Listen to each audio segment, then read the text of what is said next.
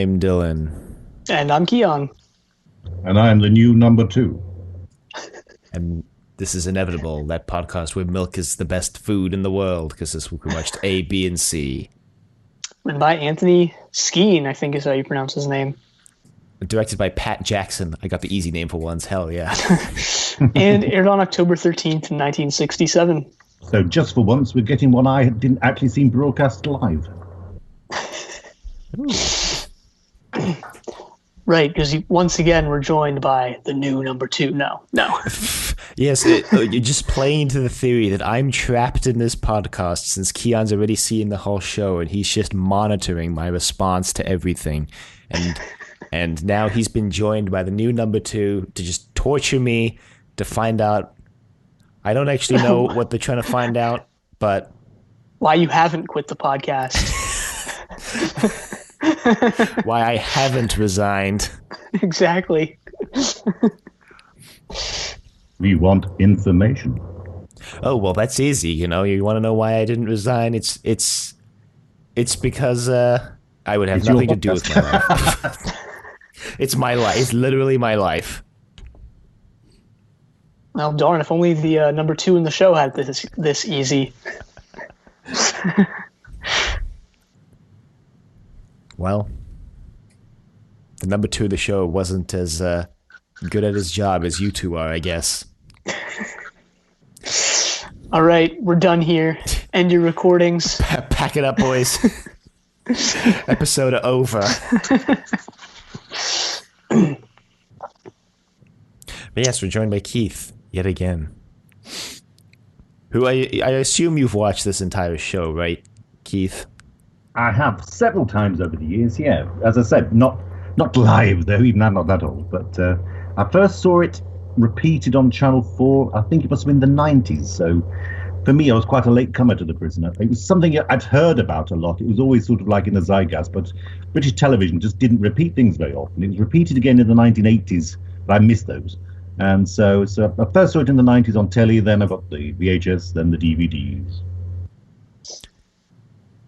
Okay, so I have a question that I'm curious to know, which is, well, actually, okay, I have 2 questions.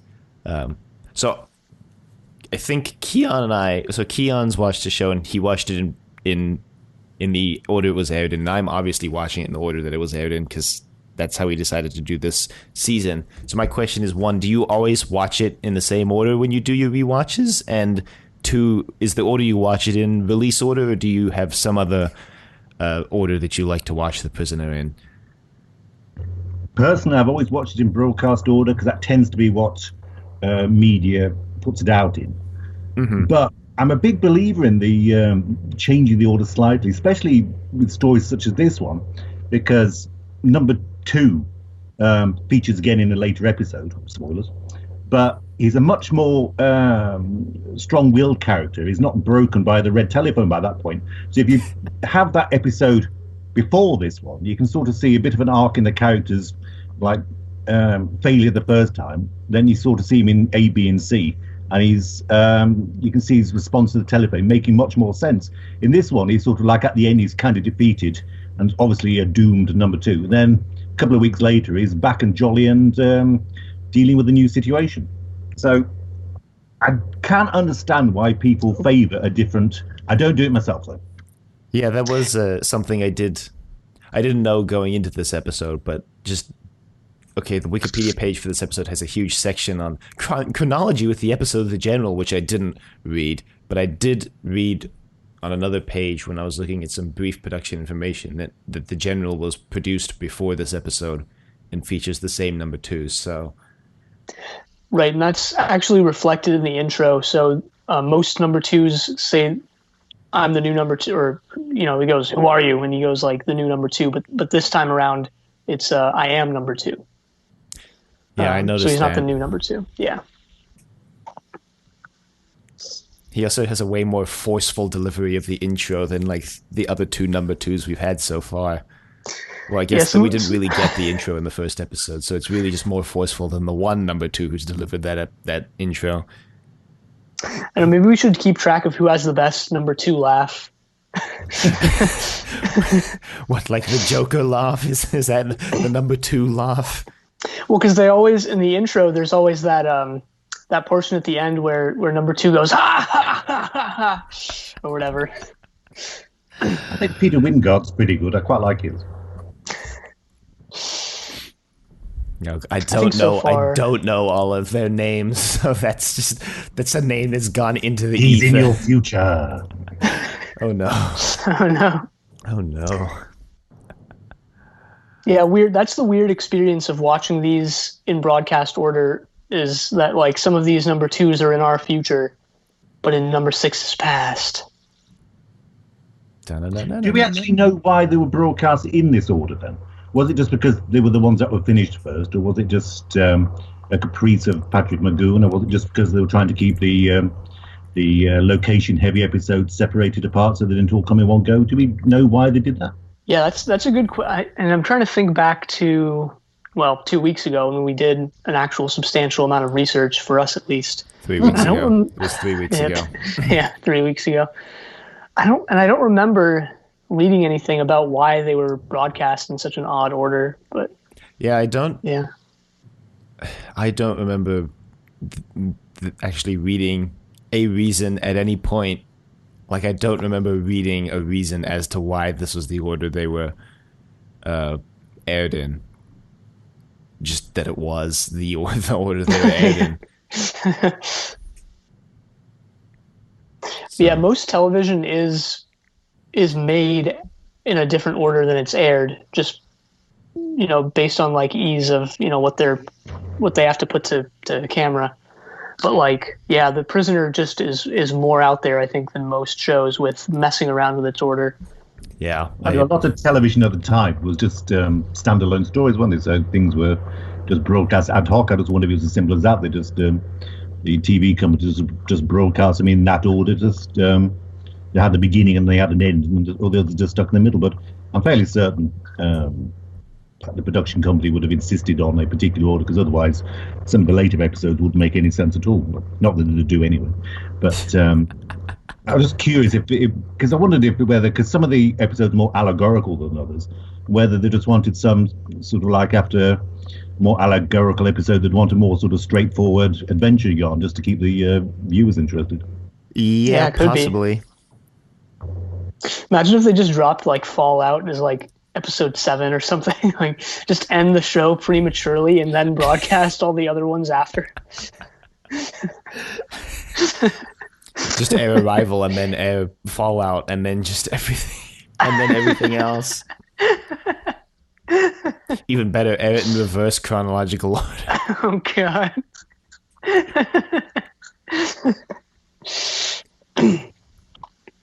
Speaking of broadcast, this episode, so Scottish TV apparently broadcast this episode out of order from the regular broadcast order in the UK because of a power outage. Yeah, I read that. So apparently that continues to this day. My mother lives in Scotland. She continually has power cuts, so it's a long tradition. A long and proud tradition of the Scots to have power outages. Yeah, they've really cleaned up their infrastructure, but just, holding to tradition, still going strong. No, probably shouldn't be saying any of that, but hey. Yeah, all of the Scots. It's middle of nowhere. Another little tidbit from production here. Apparently this episode drew in 10.9 million viewers, so quite a bit. Yeah, that's... those are Doctor Who numbers right there. Those are Doctor Who at its prime numbers, I think. We have to remember that Patrick McGoon at the time was absolutely huge. He was like the highest paid actor on British television. He was sort of like ultra famous at the time, especially on ITV. He just finished a series called Danger Man, which was like phenomenally popular both here and in America. Apparently, his Secret Agent, I think it was called that. Yes. And he was huge, so he was bound to have a big audience, because I think against his will, it was also sort of advertised slightly as a follow-up to Danger Man. So even though he's later tried to deny that, some of the early scripts apparently even had Drake as his name in the scripts until it became changed to Prisoner. So a lot of people just be tuning in for him, as I thought.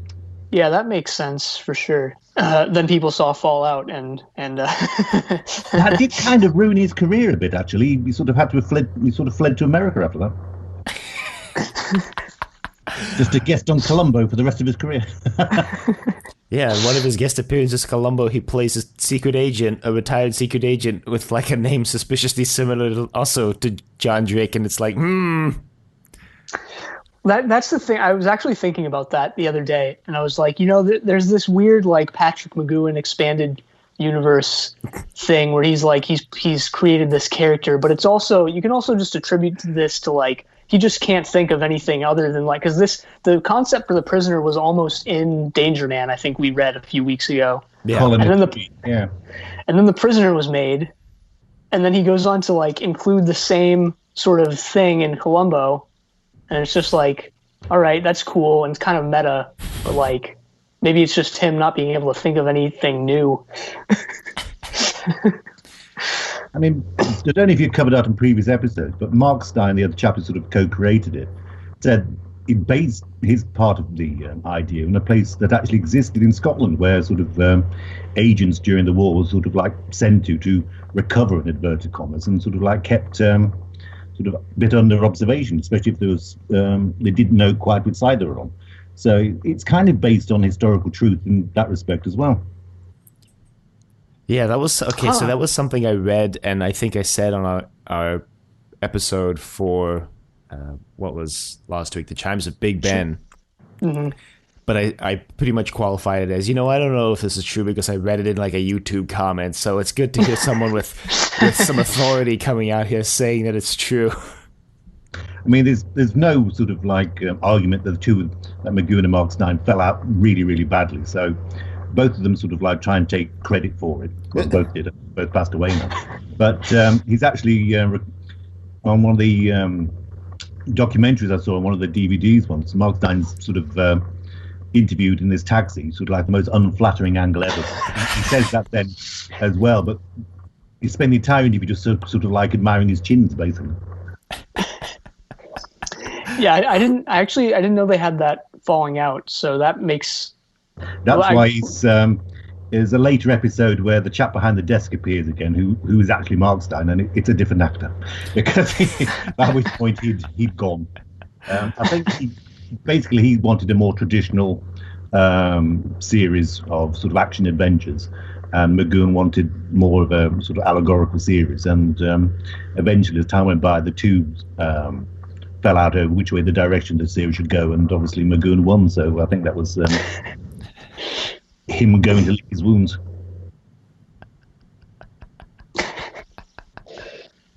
And listening to all the people talking about making the series and stuff like that, McGowan just sounded a singularly unpleasant human being. So, usually on these DVD extras and stuff like that, people go, "Oh, it was wonderful. We were all such good friends," and stuff like that. And there's sort of the interviewing actors from later stories and stuff like that saying, "I hated him. I would never have gone back to that series. I would never work with him again." So he was Leo McKern was apparently driven to a nervous breakdown to him by one point. So it was not a fun production by all accounts. Oh boy, I'm sure we'll get into that, later on in the series when things take a turn for. That's why I'm thinking maybe A, B, and C doesn't have much written about it, because maybe it was just a less stressed production than some of the others. Yeah, I definitely think so, especially because, according to the internet, this script was actually originally written for a show called Counter-Strike, which was supposed to... So it was written in 1966, I believe, and then Counter-Strike was delayed for 3 years. Yeah, until 1969. So they ended up just using it for this. And then Counter-Strike came out, and they kind of used it again for that, even though it was originally written for Counter-Strike. Obviously, not obviously, because I haven't watched Counter-Strike, but I would assume that they changed things up between the two scripts to some extent. Less penny farthings. Well, I mean, I read the synopses for all 10 episodes of Counter-Strike because it's only 10 episodes long. And it's also a science fiction television series, so I hope you added it to the list, Keith. Well, I was going to, but I saw that most of the episodes have been lost, so... And I doubt there's a big Counter-Strike. Lost, inverted commas, burned, yeah. All right, fair enough. It irritates me because they talk about Doctor Who and the Avengers being lost. I thought they weren't lost; they were destroyed. They weren't down the back of the sofa somewhere. They were physically set on fire in a skip. So they're not lost. Well, not only that, sometimes they just straight up just recorded over them with the new episode because they were like, we don't have any videotapes left. I guess we'll just use this one labeled Marco Polo. Well, that was no loss, really, was it?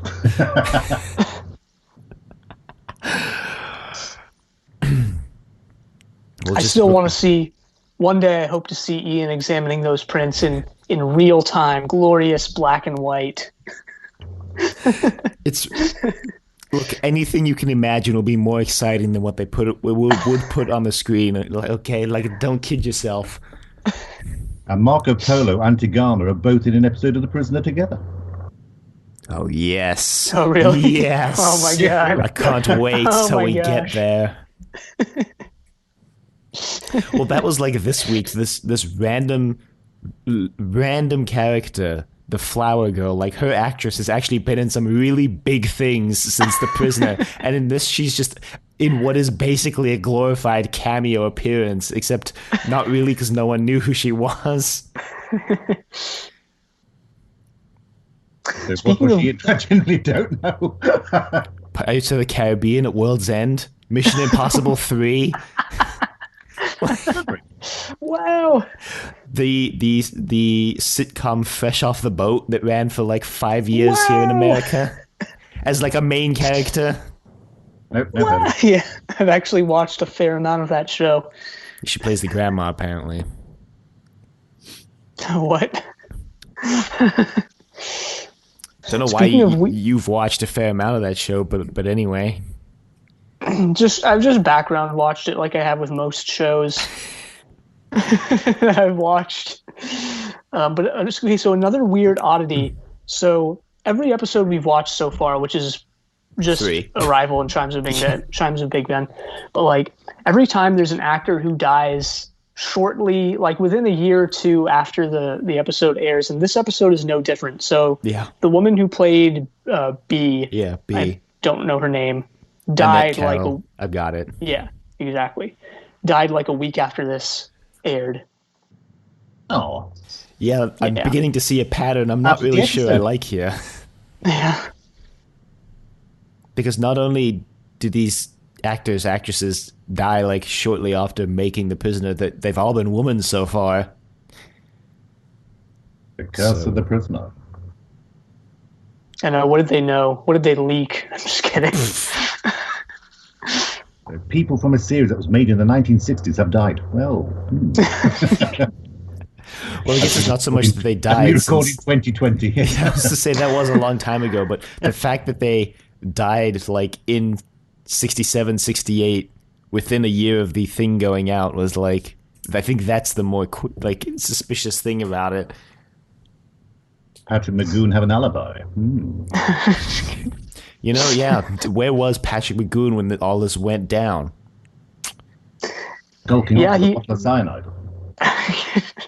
Jamming out to his... from anything untoward, because apparently he was incredibly straight-laced, McGoon. He was very Catholic and wouldn't have any sort of relations with any actress, even in character. Because if it wasn't his wife, apparently he was very sort of like strict in his personal life and strict in his working life as well. So it won't have been from anything untoward with the actresses, at least. Yeah, and that's why I was actually surprised by the dancing scene in this one. Well, dancing inverted commas. Yeah. English uncle at a wedding dancing, basically. Yeah, I was surprised he went through with that and decided, or was okay with it, I guess. Anything for the role, except apparently not. Chimes of Big Ben, he was supposed to be kissing Nadia and refused. That's why they do sort of all the finger waving near the radio instead of just like pretending to kiss and discussing it then. And we read a couple weeks ago that that's actually probably what lost him the role as Bond, is that he wouldn't do any, romantic scenes. Plus, to be fair, he was probably sick to death of Secret Agents by then as well. Yeah, but Bond was one of the biggest franchises in the world, one of the few movie franchises. Well, it is now, but in the 1960s, it was a new thing, wasn't it? So it's like Lazenby sort of thought, oh, well, Bond's had its day now. Nobody knew it was going to be still produced 50 years later. Well, Lazenby's a weird case too, because his agent was highly against it, but Lazenby was like, hey man, this is my first big film role, this could be my big break. And then he did it, and he's like, I kind of still want to do this. And his agent was the one who convinced him that Bond had his day. And then not only that, he showed up to the premiere looking like a hippie, and apparently Mr. Broccoli didn't appreciate him doing that because it wasn't the image of Bond. He showed up with a beard and long hair, and that's not what Bond is, so... Oh, Lazenby. You screwed yourself. Good trick if you can do it.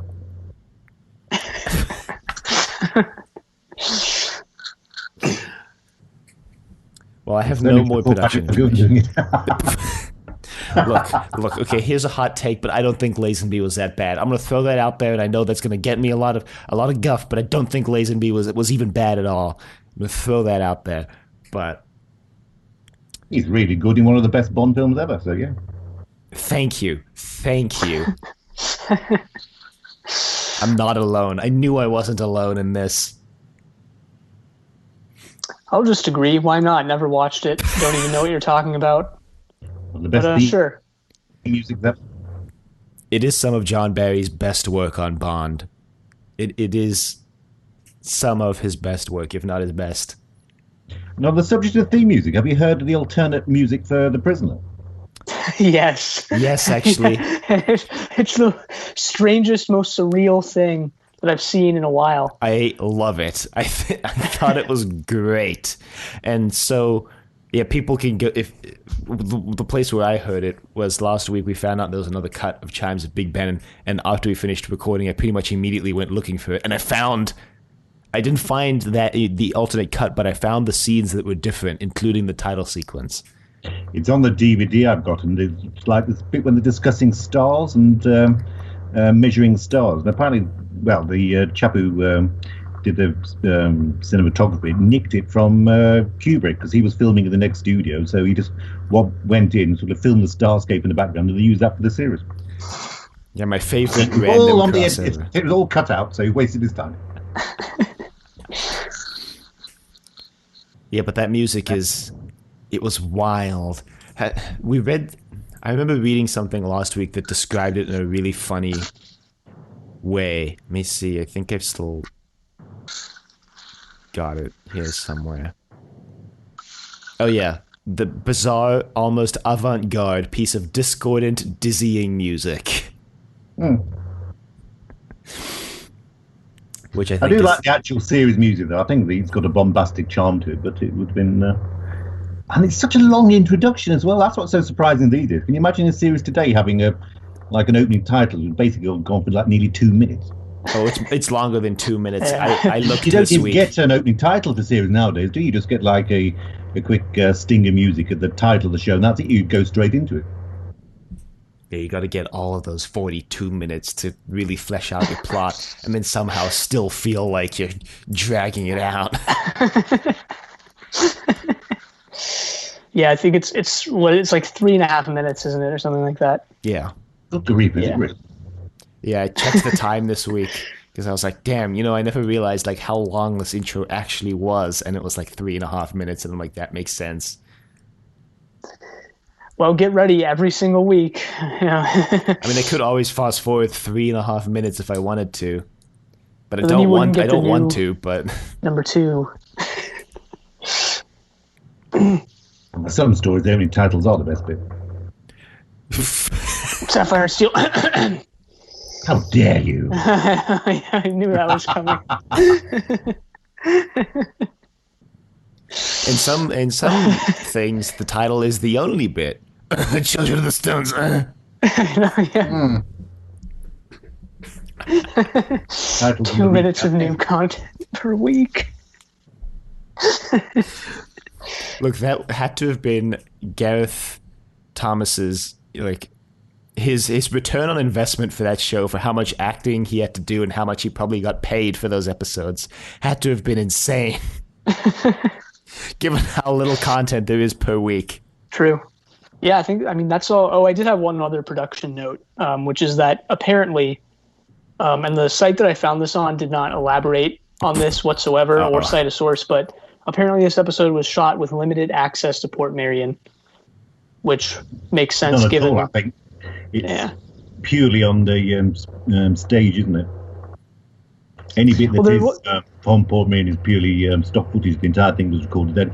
A lot of them were. There's 4 that were filmed at Port Marion. Then there was a second location thing which sort of like recorded pickups for later episodes, and some of them didn't have any footage at all. I think this is definitely one of them. And I have to say, when you get to new media, like it looks okay on like VHS. When you sort of get into DVD quality, it's really obvious when you're sort of in studio and when you're genuinely there. And I should imagine on Blu-ray it's going to be phenomenally obvious. So sometimes picture quality doesn't improve the watching experience. Yeah.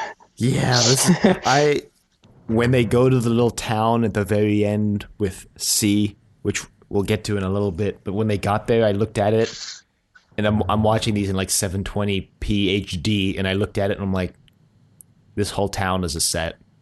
This is a set. And if it's in a dream, that doesn't matter, does it? In this kind of setup, it actually works, especially with the back projection when they're driving along. In a dream scenario, you think, well, that's fine, but in the later episodes when it's meant to be the real world, inverted commas, then they just struggle a bit. It reminds me of the movie Victor Victoria, which I've mentioned on the show before, but the reason why I'm bringing it up is because if you watch that on like a VHS, quote Paris unquote, probably looks fine, and like Julie Andrews, bless her heart, is like, Paris just looks gorgeous. And then we watch the movie and it's like the instant Paris shows up, you can immediately tell if you're watching it in any sort of HD quality, like, this isn't Paris, this is a sound stage at like MGM or something. So that was just the nature of the TV of the day, especially things like The Saint. They sort of say we're in Paris and they show like a really crackly bit of old stock footage of the Arc de Triomphe, and then they'd be stood next to a palm tree, and that would literally be it. So the production values on The Prisoner, actually, if you watch a lot of telly from that era, The Prisoner does sort of stand out as being phenomenally good, actually. Yeah, it's really good. Yeah. Yeah, I mean, it was filmed on film, so immediately right there you can tell it's got more of a budget than like Doctor Who had, being filmed on videotape. A lot of those series were, because they were the big thing was to try and sell things to America. If you could sell things to America, you could make a profit. So it always had to be on film, otherwise the line conversion rate would just make it look so terrible it couldn't be shown. So that's why the Avengers were always made on film. The ones that were sold were made on, because to basically sell it to America. I didn't know that. Yeah, actually. I didn't either. Well, then they ended up selling Doctor Who to America anyway, so. Yeah. Well, for this one, I mean, I'm sure there was a concerted an effort to do that because of Danger Man, is how big it was here apparently. So big, you've never heard of it. Yeah, I'd heard of The Prisoner before Danger Man. I mean, I've known about Danger Man since I first watched this show in like 2016, but I heard of The Prisoner first. It's one of those things I remember myself always, like, it was one of those series that was always talked about as with sort of like people talk about shows from the 60s, and The Prisoner would always come up as an example of television at the time. It was always like people would remember the balloon, and people would always remember how incomprehensible the last episode was. That would always tend to be what was brought up when people discussed it. Yeah, I think that's kind of what I got I can't really remember now, but like, yeah, when I was first looking up info about this show, it was like, yeah, this is a really, odd show. Kind of, you have to see it. This is how you described it, Keith. Like, I think back when we first told you we were watching it, you're like, yeah, you have to see this show to believe it. And that's kind of, I think, how it was described. If you do describe it to somebody, it does not make you think, no, that can't possibly, somebody can't possibly have thought of that, and people can't possibly have paid to have had that made. And yet, it must have been down to McGowan's power at the time, but even whoever conceived the series, I don't believe it was all him. It must have been like a conglomeration of ideas from different people. But the idea of a show set in a sci-fi village, which is based on a real place, which is also based as a folly, and you can't escape from the place. You continue under surveillance, and you get chased by, well, what will later become a giant balloon. I mean, these days, if you said that, you just get laughed out of the production room, wouldn't you? But it got made, and it got made and presented as one of the best shows ever on television, basically. Yeah, nothing. I mean, as far as I know, like, is there anything else like this? Was it like copied or ripped off at any point? I mean, obviously like with how big the show was, like its influence can be, I think, felt in a lot of other places. But was there anything that was just like, yes, like let's just do The Prisoner, but like slightly different? Yeah, exactly. And it has been remade later, and I'm going to be really heretical here. If you think Lazenby is good, I think the remake is actually really good. And I'm now ducking from what the Prisoner fans absolutely hated it. But for what it was excellent. And then Big Finish reimagined it, inverted commas. So, I mean, people have attempted to do it again. But there's nothing you could take from it, because adventure series at the time were sort of linear adventures, and you couldn't really use any of this for that. And you wouldn't have an action figure failing every week, which is essentially what he does. So most series, like the heroes at the end of the show would win, wouldn't they? Whereas this one, essentially, he fails every week. Yeah. He has a few triumphs here and there, like this. He has minded victories, but he never actually escapes, does he? Right. I mean, even at the last episode, it's debatable. So, yeah, there's some actually. I'm looking forward to some of his more like hilarious failures and seeing what Dylan thinks of those. I'm ready. Because there's some pretty funny ones. I'm ready for him to just suck. I'm ready. I mean, from a sort of mental health point of view, you're watching somebody having a breakdown, in effect. McGowan starts sort of quite rational at the beginning of the process, and by the end of it, you're thinking, this man is not terribly well, is he? Yeah, there is an element of like Schadenfreude to like watching this show, and and that especially at the end where it's like the cutout of his face like zooms forward and the prison bars like slam into the screen. Not exactly subtle, shall we say? Subtlety is very overrated. I mean, fans tend to be split between them. It's between those who like the more sort of esoteric episodes and those who like the more sort of action adventure episodes. And there tends to be people who like the beginning of the series and people who prefer the latter half of the series. And again, I'm going to duck from the Prisoner fans. I prefer the earlier episodes, to be honest. I much prefer the sort of straightforward storytelling of the earlier stories, more action adventure side, than the later episodes, which can be sort of more open to interpretation, shall we say. Yeah, I actually completely agree with that. I don't know if that's a commonly held, no opinion. It's not. It's not. Yeah. So, I mean, I think this episode through episode 8, Dance of the Dead, is the strongest run of that run of 6 episodes is really strong in my opinion. Things like Hammer and Anvil I really like. I love that episode and stuff like that. Whereas Change of Mind I struggled with, shall we say. Mm-hmm. Mm-hmm. What's your favorite episode overall, Keith? Well, I really like this one, which is one of the reasons I suggested it. Mm-hmm. I really like The Girl Who Was Death because it's just balmy, and that's one of the later ones I do like. And Arrival, which I just think is splendid. Yeah, that's interesting. And I really do not like the last two episodes, and I'm going to duck for cover again. And I find the penultimate episode extremely tedious to watch. Oh, I really like that one. Yeah, I mean, I admit that I am in the minority on that one, but it just doesn't appeal to me. It reminds me of the kind of sort of drama that was popular in the late 60s, early 70s, and to my mind, that is now very, very dated. Yeah, the second to last one is definitely. I know Dylan's just sitting here like, what the hell are they talking about? But like, the second to last one is definitely a love it or hate it. He just wants to be John Osborne, and he isn't.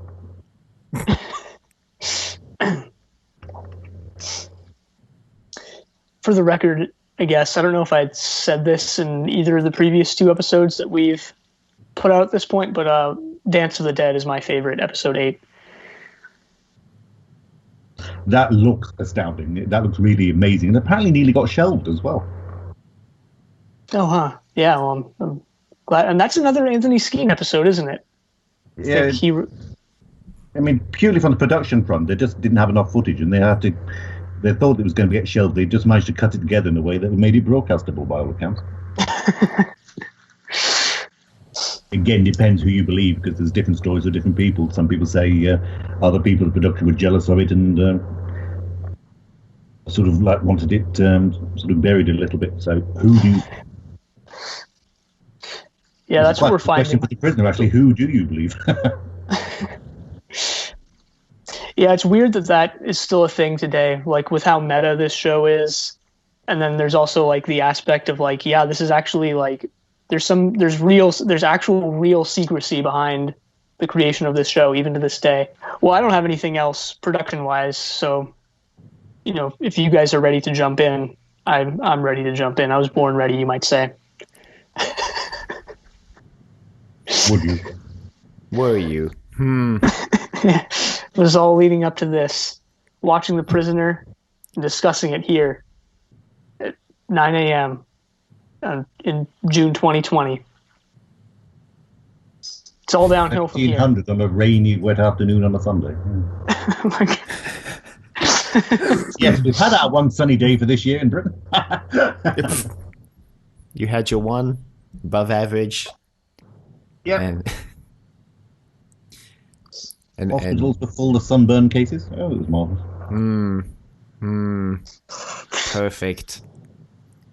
You know, I remember young, idealistic Dylan at the beginning of Sapphire and Steel being like, man, I really hope Sapphire and Steel is the only season of Inevitable that gets recorded in quarantine. And here we are, like, almost 4 months later, here we are. Here we are. By our own hand, somewhat, you know. Look, I had no say in this, okay? I had no say in this. That's not entirely true. I noticed during my grand rewatch of Doctor Who stories, how many stories seem to involve viruses at some point, which weren't exactly distracting for me.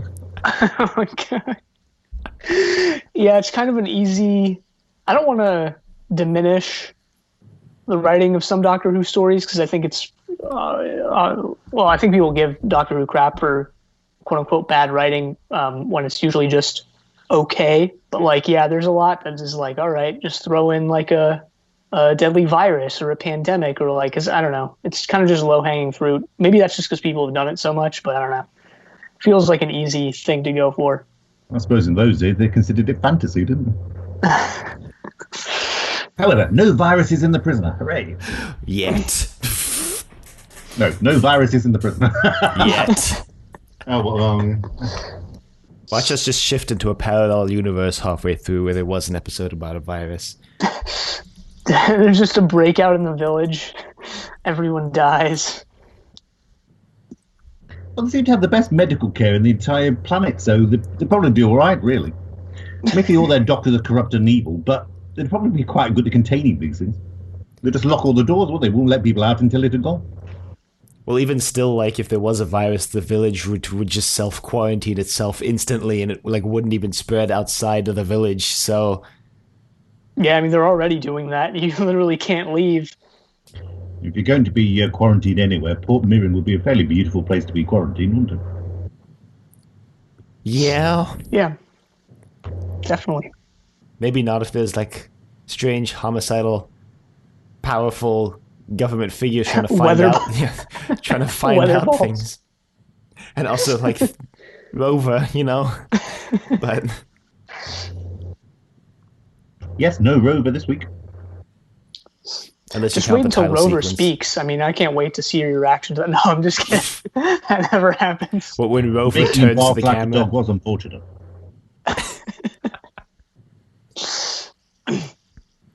I've probably shouldn't even be saying this, but I've been like somewhat tempted to like give Dylan fake spoilers for the show that never come to pass. Why would you do that? Why would you do that? Have you seen the pictures of the original Rover? No. No, but we've read about it. We haven't seen the images. Yeah, you can find them on Google. It did look terrible. The best thing it ever did was not working. It's basically like a white dome with a flashing blue light on top of it. Looks like a cake. It is the most terrible thing ever. They were so lucky it didn't work. I seriously think the series would be held in such high regard if it had worked properly. It's like the balloon is sort of like quite enigmatic. This thing just looks like 50s science fiction kitsch. So the best thing that ever happened to them was it not working. Yeah. And I sometimes wonder whether they just saw it and thought, yeah, don't care if it works or not, we're not using this. And then they had another idea. Because I think it would really diminish the prestige the show has now. Mm-hmm. You would definitely wouldn't get the like chilling and highly memorable like people getting killed by Rover and having like being sucked into the balloon type thing. Man, it's always Patrick Magoon, even when it's somebody else. It's always his face underneath it. Oh, really? I never knew that. Play the same footage over and over If you watch, again. if you watch Arrival again, the chap who gets suffocated first by Rover, it's Patrick Magoon's face. Wow. You know, we've read a little bit about Magoon's narcissism, but this just takes it to a whole new level. No, I'm just... I think that was financial, I think, bless him. Yeah. Yeah. Well, I'm ready to jump into the insanity that is this episode. Yeah, I'm ready to jump into an entire pitcher of human-sized pitcher of the perfect food, milk. So let's go. I mentioned this off recording, but I'm going to do it again on the episode just because I want all of our listeners to be subject to this as well. But I watched a video this past week of a guy who made a plate and cup out of milk, and he did so by denaturing the protein. And basically you get all these nice clumpy bits, and you strain out the liquid, and then you smash together the like milk protein, and then you bake it, and then you and it becomes like sort of like plastic, apparently, according to the guy in the video. I'm not going to say I tried it for myself to confirm what he was saying. Link in the show notes. I'll put a link in the show notes, and everyone will go and watch. And the reason why I remember it is because Keon talked about like nice curdled milk, and when he pours the vinegar in to denature the protein, it looks like that. It looks really appetizing. I do. Our ancestors, how hungry was the first person to eat cheese? I mean, because it'd be fairly disgusting. There are so many things in the world where it's like, this is edible. And I'm like, but how did you find out? Was that person? Like that French maggot cheese of like someone was like halfway into eating the cheese and they're like, oh, wait a minute, what is this? And they're like, oh, wait, this is pretty good, actually. I prefer thinking about the first guy who had Carl and was like, I was so desperate that he was like, this shark I just found that's been buried for 3 days, this is what I'm going to have to eat for the next week. And then now it's... Yeah, that must have been how it happened. Like, because no one would like come up with like, yeah, let's bury shark until it rots and then dig it up and eat it. Food starts with people starving, basically. Yeah. But what about? Do you guys know about the century egg thing? Yeah. It's like yeah. How do you even like? That just blows my mind. How do you even come up with like, yes, let's bury an egg for 100 years? Because like you don't even get to eat that in your lifetime. That's like your ancestors are going to be enjoying that. You mean your descendants? Enjoying your it descendants. in Yeah, was, yeah, not exactly. exactly sure it's kept that long, but even so, why? There's so much more nice things in the world. I mean, there's crisps. Eat those. Yum.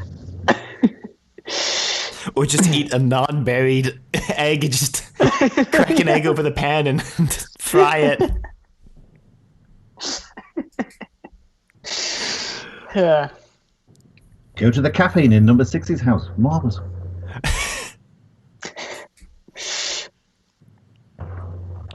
Well, so this begins, and you can tell that I watched this at really early in the morning because I misspelled the word cell as seal with 2 E's. So number two, who seems remarkably like anxious about the whole thing, thinks that 6 retired because he was gonna sell out to some people. So him and his right hand girl number 14 have come up with this insane, I'm just gonna call it what it is, insane plan to inject these 3 people into his and by his I mean number 6's dreams to find out which one of the 3 he was gonna sell out to. The incredibly marvellous number 14. Mm-hmm. I like her a lot. Sheila Allen as an actress I quite admire, so I'm quite pleased she did. Yeah, she did a great job in this. I like her role too in this as sort of the reluctant. I mean, do you think, person. just skipping ahead, do you think she sets number 2 up?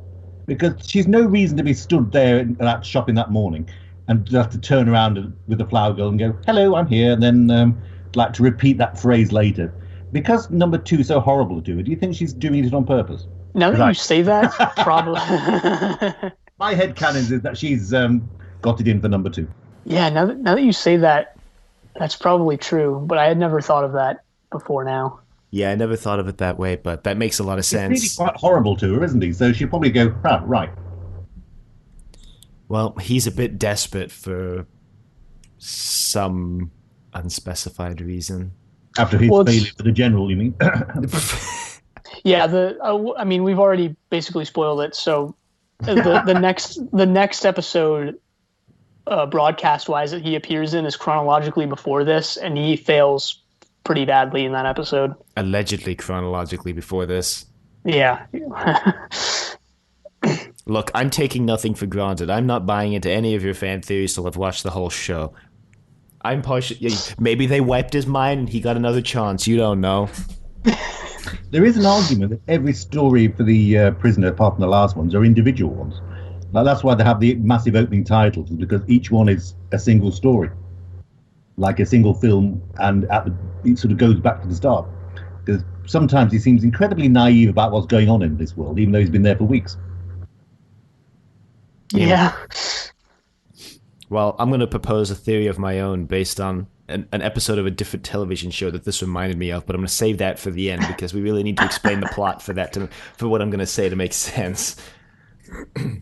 Well, speaking of continuity, number 6 is not wearing the badge in this episode, just for the record. Yeah, there was something that I think we had a small discussion on in episode 2. Like, was he wearing the badge in Arrival? Like, I don't think he put the badge on. He does when he comes out of the hospital, and then he takes it off, and I don't think he puts it on again.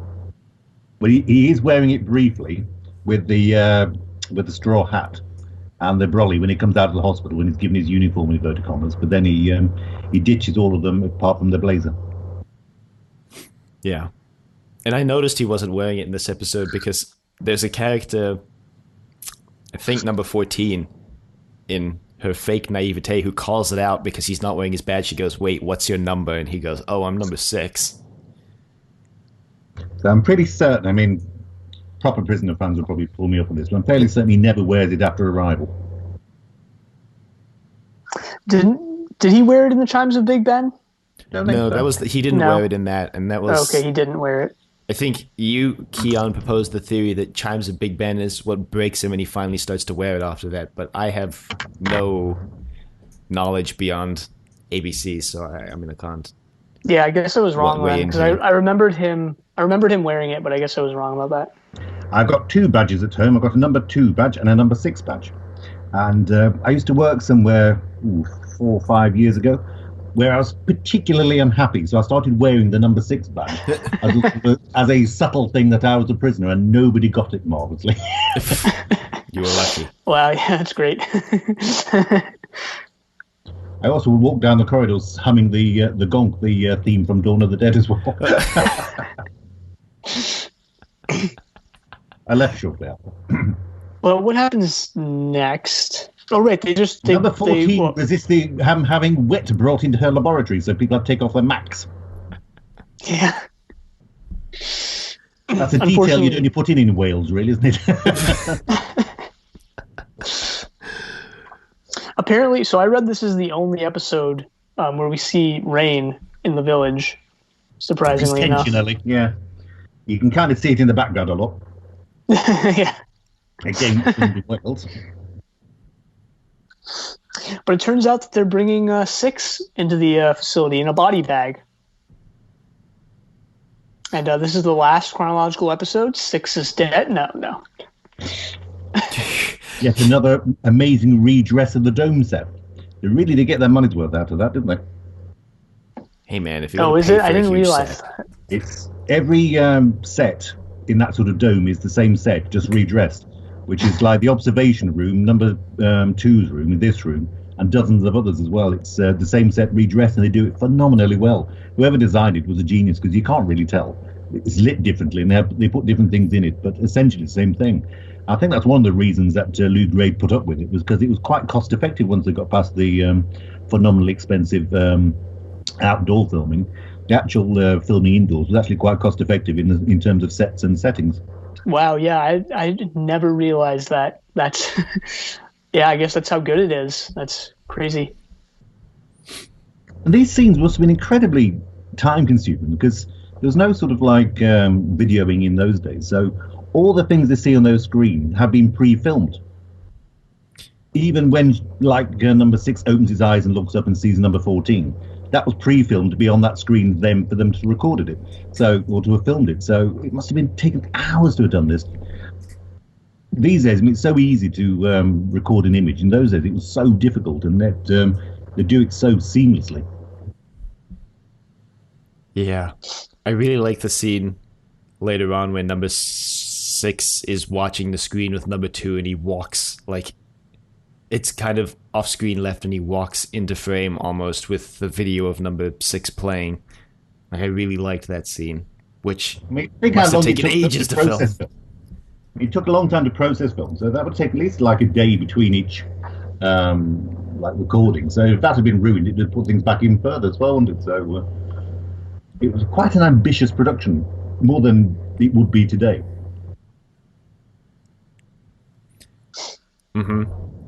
Yeah. Fascinating. I was thinking this while I was watching. I was like, I wonder like how they really did this, because this has got to be like really complicated. You have to film all the bits that have got to appear on the screen. They've got to be processed, and then that's got to be back projected onto the screen and filmed again. And you got to make sure that you project it bright enough that when you film the second scene that it actually shows up on the film, and like, there's so many ways it could have gone wrong. Oh, tons, yeah. So the fact it got done, and the fact that it's not recorded in history, this was like a production bedeviled with problems, means just how professional they were making this series. Or they got really lucky. Or they got really lucky. Well, that's actually a first, I think, hint in kind of a meta way, but we'll get in as we go through this episode, we'll get more like quote unquote in universe things with this, of like, this is basically the first episode of The Prisoner that plays with like alternate realities, and like, things that are on screen. Later episodes do this too, of like on screen versus not on screen to them, but also on screen to us. And later episodes, I think, kind of meld those two, or like the distinction between those two breaks down, which we'll see later on with like when they put on plays, and they have there's a later episode where there's like a little kangaroo court type thing. But yeah, I think that distinction, this episode kind of does it too, but I think that distinction will be dismantled like even more as we go on. But like even the behind the scenes stuff kind of does that of like, yeah, we need to film and then film the film and and keep up the facade while we do that type thing. Don't want to disappoint people has her watching. Unspecified wonder drug as well. Yeah. Of which you cranberry juice. 3 doses. Yeah, 3 doses and anything more, and you just drop dead, I guess, when they put it in you. Like, that's what 14 makes it sound like. But also, I mean, it's a MacGuffin, but it's one they sort of present in a way.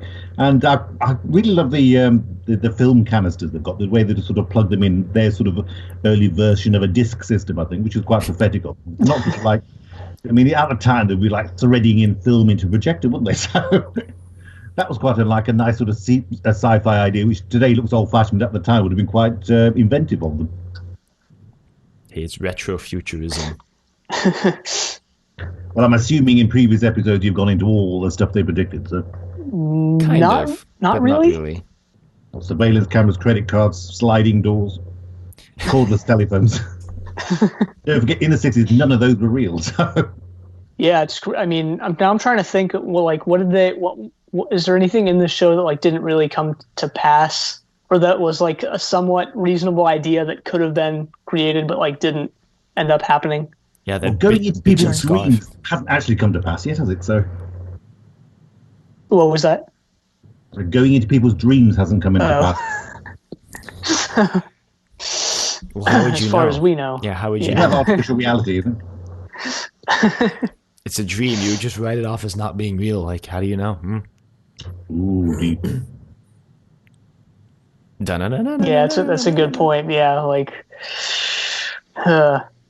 I remember this episode reminded me of something that happened to me when I was a really little kid, and then when I was a not so little kid. Of like, I had a dream, and then years later, at least 5 years later, I had the sequel to that dream. The Empire Strikes Back all over again. That reminds me of during quarantine when I had a dream, and a week later I had a dream in which, in that dream universe, the first dream I had was a dream that I had in that dream. If that made sense. No. That's what this episode kind of feels like. Where at the end you're and they clear it up. They leave you with little to no confusion at the end, I guess. But like at the end, it's like, what was this whole like? Are we already in a dream world? Like, what is going on here? And you think like, and number 2 thinks as well. Like when number 6 goes into the lab in the dream, there's like you have this moment of like, oh shoot, he's gonna walk through the doors and like in the real world, but he doesn't. Reality, unfortunately, would have been great.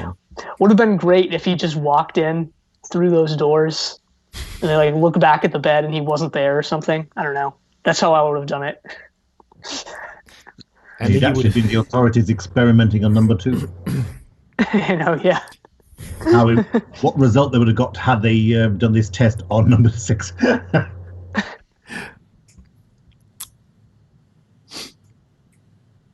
But anyway, the little reels. So their plan is to inject these different people into the dreams to hopefully tease out why number 6 resigned. Yeah, they're going to incept. They're going to incept number 6. Yeah, or essentially figure out who he was going to sell out to. And a rather posh party. Yeah, that's the setting they chose for this whole thing. Apparently number 2's done enough research to know that it has to be these 3 people that he was going to sell out to, and not just some random person that number 6 met like on the final day of his job. But now that this is something I discovered later on. It's a name Angadine, the hostess of the party. For years I've been watching this thinking, oh, her French accent's rubbish. She's French. She's actually a French woman. Uh-oh. So for years I was thinking, oh, that's not good. And no, she's actually a genuine French lady because she's on the extras speaking in French. Uh-oh. Uh-oh, Keith. Yeah, that's happened so many times to me and Dylan where it's like, oh, man, that American accent in, like, insert show that we're watching was terrible. Oh. And we find out that the person was actually American. Yeah. Yeah. Like the Anyway, guy so in this never mind. genuinely nice French lady. I think she's quite an engaging character, so she sort of like carries it through. Yeah, definitely. She's like she's the host of the party that Right. number 6 is at in this dream. And we get the impression, or at least I did, that this isn't just some random like dream. This is a dream that of his past. Like he's been to this party and he's dreaming of it now. They are friends, and they are. I mean, he's obviously been a lot of times before.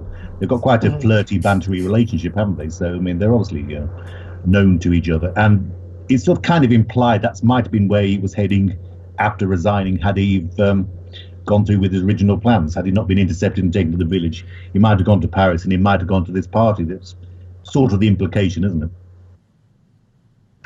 Yeah. They're testing out an alternate timeline Via dreams. via dreams. So they insert the reel or whatever it is for A, and we he like get Peter Bowles, who probably doesn't mean anything to you, but is actually quite a big actor in the UK. oh huh. Yeah, that was something I discovered when I very quickly looked him up for Britain's 10 actors. He's He still was acting, like, apparently. during the 60s and 70s, he was the villain in every series ever made. Then he went into sort of like playing light comedy, and he was sort of like a massive success in that. He was in something called To the Man of Born, which was like one of the Britain's like most successful shows ever. So yes, he was notable at the time and got huge later. Well, he does have that like sort of mustache twirling like air about him, you know. I mean, if you watch old TV series like I do, he'll turn up as the villain in something, in everything. Like Kevin Stoney, our hero. Yeah, like Kevin Stoney. Oh, of course, he's in The Prisoner as well, isn't he? Yeah, he was in Charles of Big Ben Yes, he was last last week. week. That's why I was thinking of him. Well, they're trying really, really hard to hide the fact that it's actually day at this party. Day for night filming, a classic technique. Yeah. And, you know, let me just also interject here with, not interject 'cause I'm already talking, but like when I first watched these in really bad quality, I didn't realize how obvious it was that this is all against a painted backdrop. Oh, in the garden. Yeah. Yeah. Now, on VHS, you never notice that. But funny enough, watching that today, I thought, oh, that's a painting. So, yes, you do. The modern world has not helped it. But again, it's a dream, so it's allowed. Yeah. There's also a thing later where number 6 goes like, we have to like make this real for the people watching at home, winks into the camera. And you're just like, my friend, you're in front of a nice painting with some wood passing his buildings. Yeah, he's on a studio set. Gotta make sure it looks good. I mean, the artifice is like probably fine, because if you do think about it, none of this actually makes sense. Because if they're looking into what might have happened in a dream, dreams aren't rational things. I mean, he could have like met a pink rabbit or something like that. Really, fundamentally, this wouldn't make sense. And if he's sort of like imagining something, imagining things wouldn't be evidence of what he'd intended to do. It's just purely dream logic. So in a way, the entire show doesn't really add up. However, I don't care because I really love it. But fundamentally, number 2 and number 14 are wasting their times monumentally. Yeah, that's a good point. And that actually makes their plan like just more insane. Like number 2 has one chance left. He's going to get axed if this fails. And what he comes up with is like injecting Allegedly. people. Allegedly, yeah. What he comes up with is like injecting people into number 6's dreams to find out who he was selling It's only out to. what number 6 imagines these people will do. It's not what these people would have done. So people imagine other people doing all sorts of things which wouldn't be what they'd actually do in reality. So fundamentally, there's a flaw at the heart of this story. Well, I don't even. I'm going to disagree with that statement slightly. I don't actually think that they control the people they eject at all. So I don't think it's anything about how number 2 and number 14 think these people would act. I think they inject these people and they take their own reins. And we see that immediately right now with A, because number 6 walks away from him, and then they re-inject A in the door that number 6 opens, and then number 2 asks, like, well, where are they going? And number 14 goes, well, I don't know. Now that we've changed the flow of the dream, this isn't what would have happened, so we have no control over it. Number 6 couldn't have known where A would have taken him, though. He can only sort of like dream about where he would imagine he would have taken him. So this isn't really evidence. This is just like number 6 is surmising. Perhaps. Yeah, well, that becomes evident in the end too, where number 6 ultimately is the one who has control of the dream. And do we think that number 6 knows already? Because he says, be seeing you. Yeah, I think noticed he does. that. I think he knows already, especially at the end when number 14 has a line, something like, he was playing you all along or something. And she said it with such glee that always makes me think that she's been sort of like undermining number 2 as well. Probably. Mm-hmm. That's my theory, and I'm sticking to it. All right. Pranked you, number 2. Pranked you. It's just a prank, bro. Oh, it was just a That's prank, actually number 6. Yeah, funnily enough, that's how Fallout ends. They bring him home and they're like, just a prank, bro. And he goes, "Where's the cameras? Where's the camera?" And they just point at the camera the audience is watching through, and he looks into the camera and he goes, "Uh-huh." And number 14 was number 1 all along. Who'd have guessed? Oh God. Well, there's something weird that goes on here, and this is actually, I think, kind of thematically relevant to what's going to happen later on in the show. Is like when number 2 and number 14 are watching the view screen to see the dream. Sometimes it's through number 6's eyes, and sometimes it's through like just this voyeuristic like presence, as if they're watching a TV show or something. But there's very clearly some moments where we're getting first-person shots from number 6, especially when he walks into the party. Which asks the rather deep question: do you see yourself in dreams? Yeah.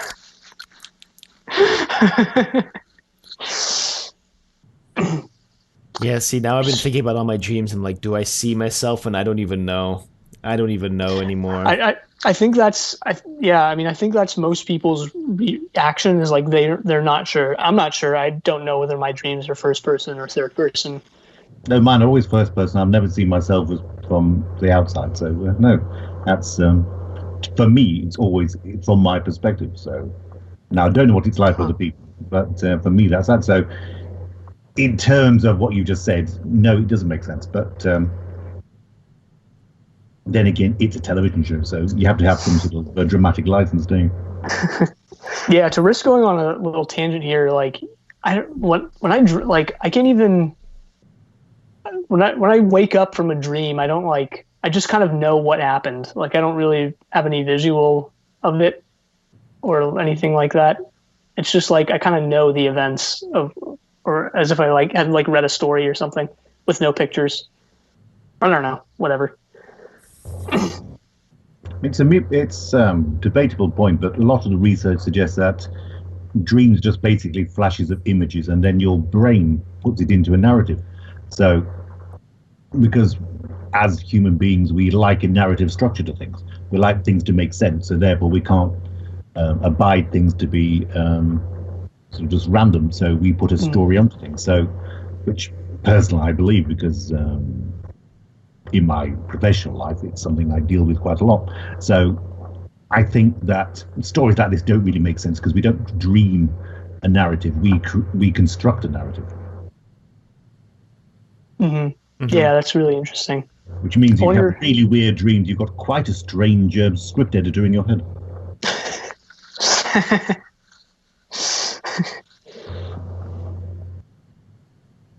So I'm just trying to go through my notes here and figure out what happened.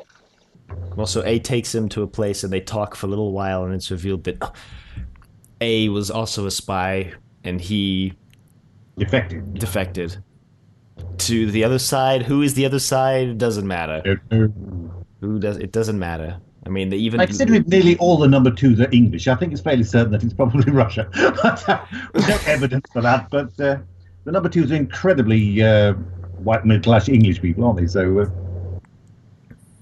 hey, you never know. Maybe it's like,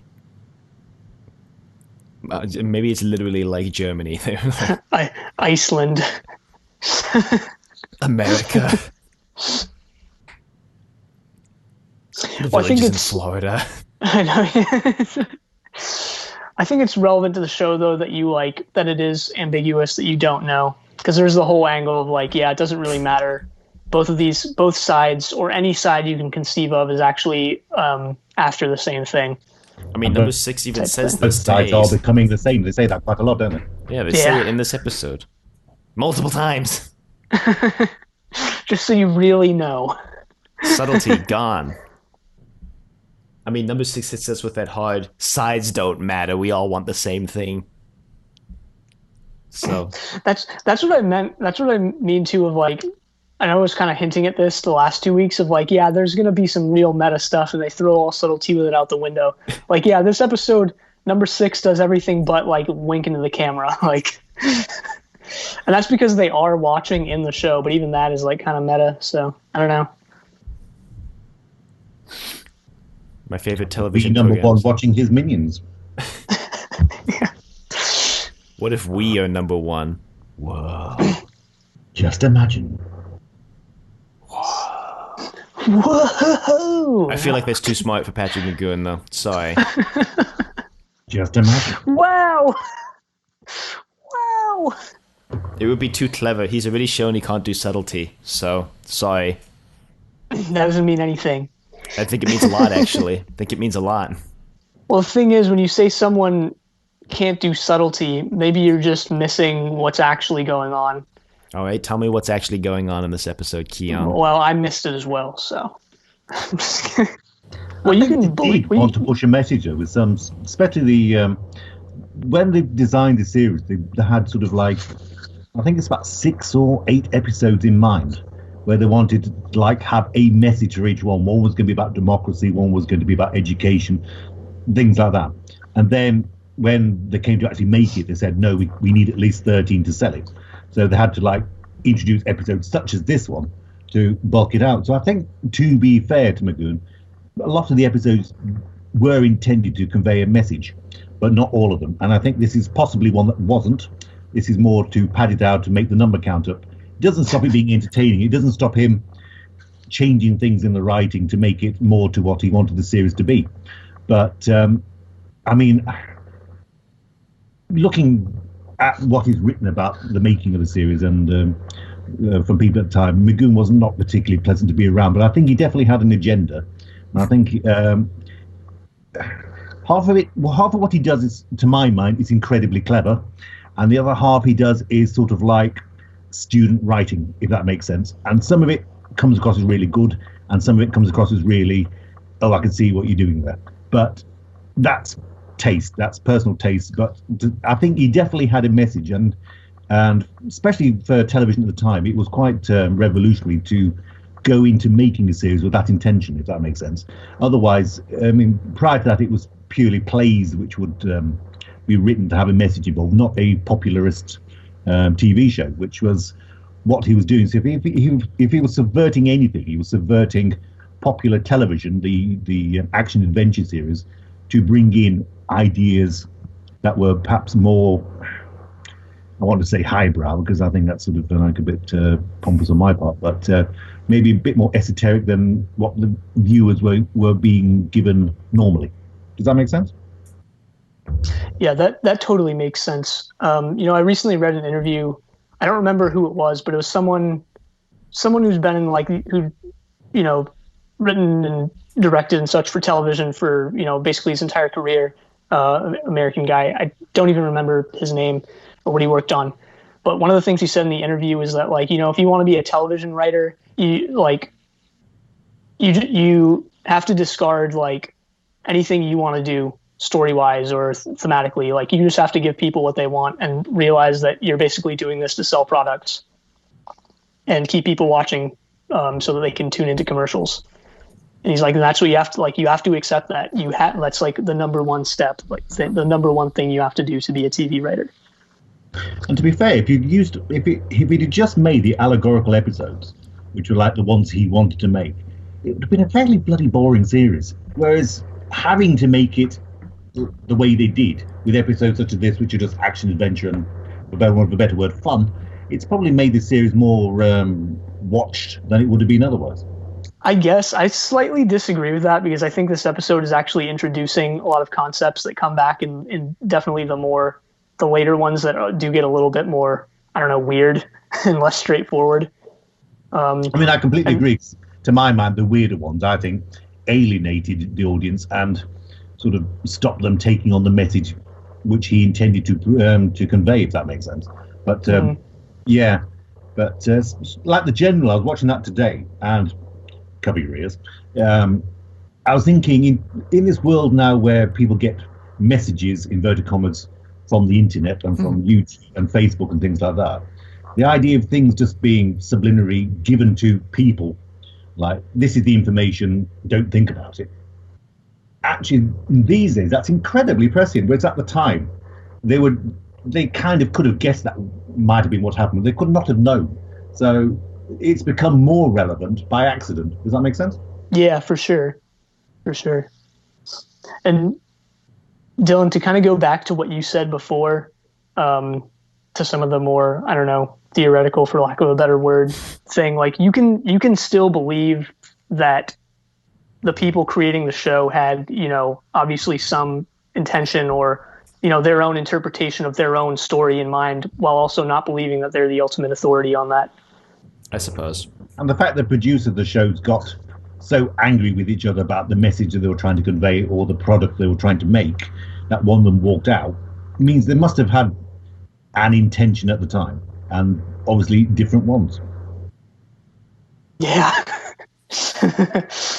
I don't think you can even create a story with lack of intention somehow, but like, how would that even be possible? But anyway, maybe we have to do. And I'll call them the what were those things called in Orac? Dang, why am I forgetting? Yeah, the Phibians. Well, it doesn't work. They have a little fist fight, and it doesn't work. Fight I've written here. So they fail. And he wakes up in bed. Yeah. In his own bed. Wakes up. Right. It was Patrick McGowan. It was bound to be his own bed. Well, I'm just saying it wasn't the hospital bed in the... Oh, I see. Right. Yeah, I guess I should have made that clear. And, only Patrick McGowan can make waking up dramatic. He bolts up and you see his signature, like, one eyebrow raised thing as he, like, looks at his wrist. And but I like the fact he's got, like, a painful back, like his kidneys are being affected by the drug. I thought, that's a nice little touch. Didn't pick up on that at all. Gonna be honest, didn't pick up on that at all. Yeah, neither did I. Maybe I was reading too much into that. Sorry. I have literally no knowledge of biology, so. Well, if you'd injected as many drugs as the people as I have, you could see them waking up with bad backs. So he meets number 14. Actually, I'd actually completely forgotten about the moments between, like, going into the dream, because my memory of this episode is that, like, it just cuts to the next night or whatever, but it actually doesn't. We get some daytime stuff. Number 14 is standing outside his house buying stuff, buying some flowers, and sort of like turning, looking at him, giving him a significant look, then just being to have breakfast at a cafe quite close by after a night shift, which seems unlikely. Yeah, like, number 2 was sleeping during the day, and that made sense. And number 14 is just like, what? Sleep? Sleep is for the weak. You can sleep when you're dead. I know, I've been out for breakfast after a night shift, so we'll give that one its call. That's fine. We'll let her do that. That's why I like my headcanon that she's doing it on purpose, because then she says quite a significant thing about people being forced into things. Sometimes they have to, and that sort of like comes back later. So that's why I think she's a slightly more sympathetic character than we perhaps led to believe. Mm-hmm. Yeah, I think Yeah, the more you describe that idea, I think the more convincing it is. Well, that could just be somebody who quite likes the actress and doesn't want her to be a villain. Well, they drug his tea. He goes to see number 2 first. Oh, right, yeah, he does. Kind of He lets goes on to that number he 2. knows that something's afoot. He shows the scar on the wrist. Bizarre place to do an injection, but there we are, on the wrist. And there's more milk conversation. Oh, yeah. Oh, yeah, this is where we actually get the line, milk is the perfect food. We get a brief glimpse of the butler. Mm-hmm. The butler. The butler. The butler. Who just shows up all the time and is always weirdly omnipresent. The butler did it. It was the butler in the village with the tea. The entire series was made on that statement. The butler did it. Yes, the Chumbly operator who... So when the maid gives her the gives the prisoner the cocoa, whatever it is, before he goes to bed and falls unconscious and gets drugged. When you get sort of like taken into the village, have you discussed this previously? Like, what job are you given? It'd be really annoying if you were like a spy and then you get kidnapped and then you get made into a maid or something like that. Or if you're working for the other side and then you have to work as a maid in this huge weird place which you wouldn't be allowed to leave. It'd be quite annoying, that, wouldn't it? Look, we don't know that everybody here is a spy. Maybe they kidnapped an actual maid to be the maid in their town. Or if you're serving, like, if you work in the cafe and you're serving tea and stuff like that, are you a jailer? In which case, it's quite a dull thing to be doing, isn't it? Or if you're a prisoner, it's even worse. You've been taken out of your previous life and now you're being made to work as the gardener or something like that. Look, maybe it's like they steal gardeners of rich and powerful people and then they try to extract intelligence about said rich and famous person by trying to break that person, and they put them in the role they're most familiar with. You know, gardening. Some quite young people there as well. So have they been born there? How long has the village been going for? I mean, we clearly see romance exists in the village, at least somewhat, because number 6 and number... there's cameras everywhere, so they know they're being watched. Oh, God. Oh, God. Exactly. So the more you think about the village, the more weird it becomes. Look, some people are into voyeurism, so maybe that, like, me... I'm going to cut that thought off right there, actually. That's done. Well, if you're working for them, you're going to have to be, aren't you? Because you're going to see an awful... I mean, is there one in the toilet? I mean... Is there one in the shower? Yeah, exactly. So... Well, I mean, in a way, like, this is the ultimate voyeuristic episode. They're number 14, number 2 are... I always almost say 6 when I mean 2. But, like, number 2, they're watching something that's even more private than, like, being in the bathroom or in the shower or whatever. Like, they're literally watching his dreams. Very like bizarre dreams can be, I suppose. Yeah, but I've always thought about that. Are the staff all them? Because otherwise, why would they do it?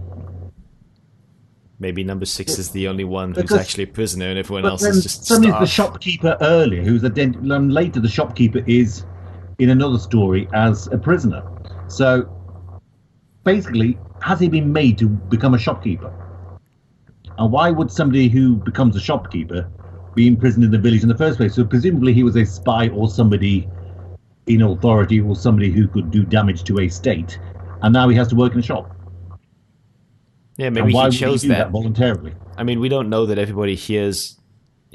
Like, we don't know that everybody here is as resistant to this as number 6 is. Like, some people enjoy the conformity and being told what to do, so maybe these people were spies and they got taken to the village and they gave their intelligence to the village because they were like, I don't really care anymore. And then they're like, I want to just retire and live my life as a quiet shopkeeper who doesn't get involved in freaking world-spanning global plots. Like, yeah, I mean, that's fair enough, living in a nice place, doing stuff like that, but like having to do like a sort of quite a mundane job later is like poor reward for like giving over all your information, isn't it?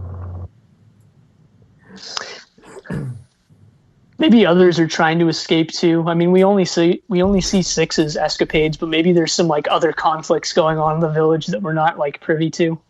Maybe the old man who plays chess every week tries to escape. Yeah. He's like, God, no one can play here. This sucks. Get me out of here. He's number 1. Well, that would be a twist. The helicopter from Arrival is number 1. Rover is number 1. I know, yeah. And the presumption is that once you go there, you can't leave again because you know about it. Or very few people, like who really are in the higher echelons, get sent to other places. Then, like, if the plumbing packs up and they need a plumber, do they have to kidnap a plumber and make him live there for the rest of his life? Guess so. Or our hair's a bit tatty, we're going to have to kidnap a hairdresser. But they only kidnap the best in the world, you know? That's why they brought number 6 there, because they needed a barber. That was something Dylan and I joked about in the previous episodes, is that number 6 is actually a barber. So it's odd that you would bring that up. See, maybe that's the key subtlety that Patrick McGowan actually worked into this show, is that somehow he subliminally convinced everybody that number 6 was a barber or a hairdresser, but no one really recognized that until they really start to think about it. They're like, wait, hang on a minute. Just imagine, I can imagine someone's conspiracy wall with screenshots of the prisoner and clues that he's a barber. Curling Tom's in his drawers, he slams it shut. Because they never actually come out and say that he was a spy. They just very, very heavily hint at it. Yeah, but he could be a barber. I've got one of the novels here, and the first thing it says is Drake woke up. So it's fairly categorically saying it's the same character from Danger Man. Mm-hmm. Hey, there are multiple John Drakes. Just like there are at least 7 Dylan, my last name, in the American states. I actually went to school with a John Drake. See, exactly, just proving my point. But I'd never heard of the series then, so I couldn't mock him for it. You couldn't be like, haha, you're number 6, and he would be like, what? Well, so let's weave our way back to the plot that we left in the dust. Poor maid who's been abducted and now made to give people cocoa late at night has left the building. He's drunk it and he's fallen on the floor. And I have to say, McGowan just claps very well. He does 2 clapses in this episode, and they're both really, really good. The good old stage fall. He must have landed in the cocoa on the first one, so messy too. Tasty. Floor cocoa. It got that nice taste of dust and dirt for that extra seasoning. Yeah, I always drop a little lint, when I... Little dry I'm just making lint. a nice... Exactly. Would you take 1 lint cube or 2 in your coffee? Gross. After your previous conversation, I'm never drinking milk again, so probably stick to fluff from now on. Yeah, will you take 1 lint cube or 2 in your milk this morning, Keith? Let's think. No.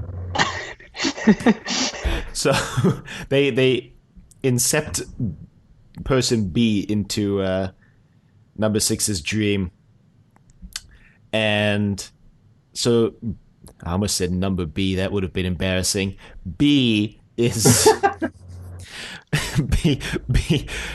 B is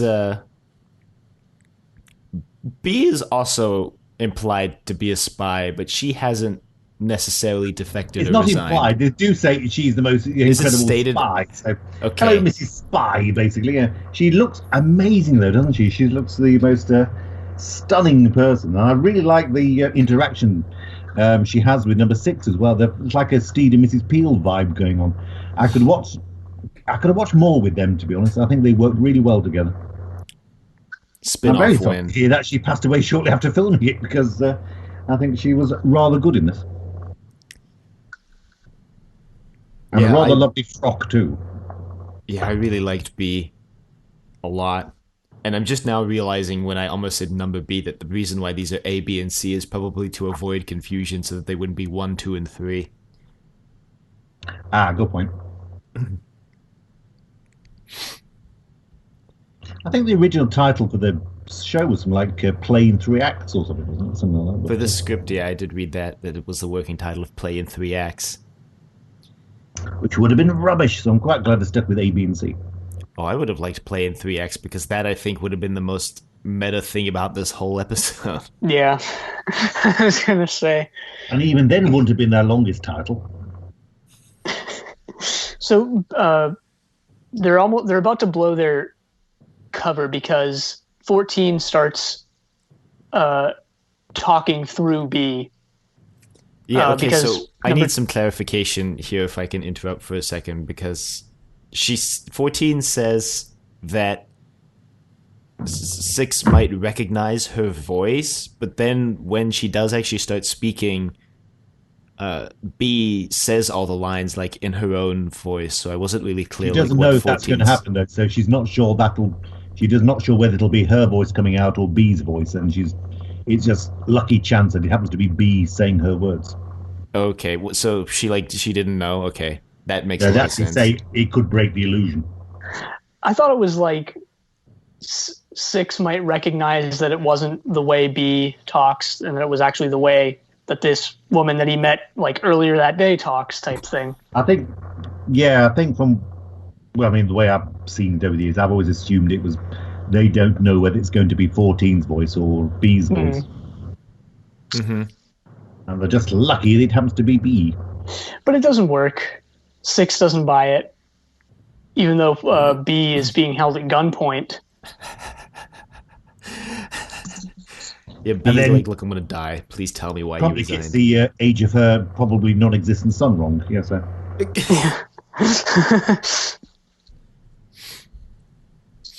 Well, 2 does have these weird binders full of information about A, B, and C, and yet somehow doesn't know what C looks like. They didn't have the picture. No, sorry. He doesn't know who D looks like. He doesn't know who C looks like either. He doesn't know who C looks like either, but yeah. And E remains elusive. Wow, elusive. I see what you did there, Keith.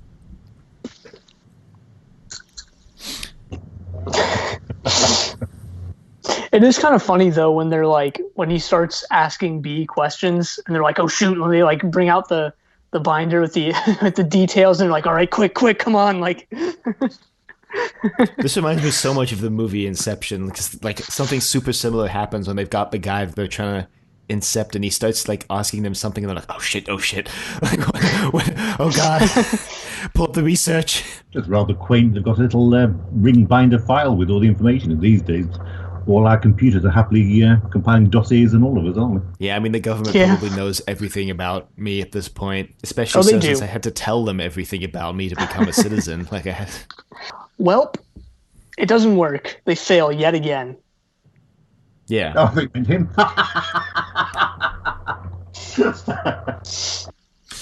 So here's a question I have that maybe you can answer and maybe you can't. But since you've both watched the whole show, everyone's like residence is labeled by their number, but it also has a sign underneath that says private. And I was like, wait, does this imply the existence of like public residences within the village? I think it just means that they're saying that the inside of the house is private and it's just for one person, even though it's like really not, because they have cameras everywhere. I guess my thing is you would think that is the default option, so the fact that they're specifying it makes me feel like they're specifying it for a reason. Right? It could also be that the hotel was still open while they were filming it, so maybe they were just trying to keep away visitors. I suppose that's also a possibility. Mm-hmm. The Doylist explanation. So I suppose it's just to say this is a private residence, even though it's an ironic statement, isn't it? It's private for the person going inside it, but it's still under surveillance. So I've always assumed it's just ironic. Yeah, all right, fine by me.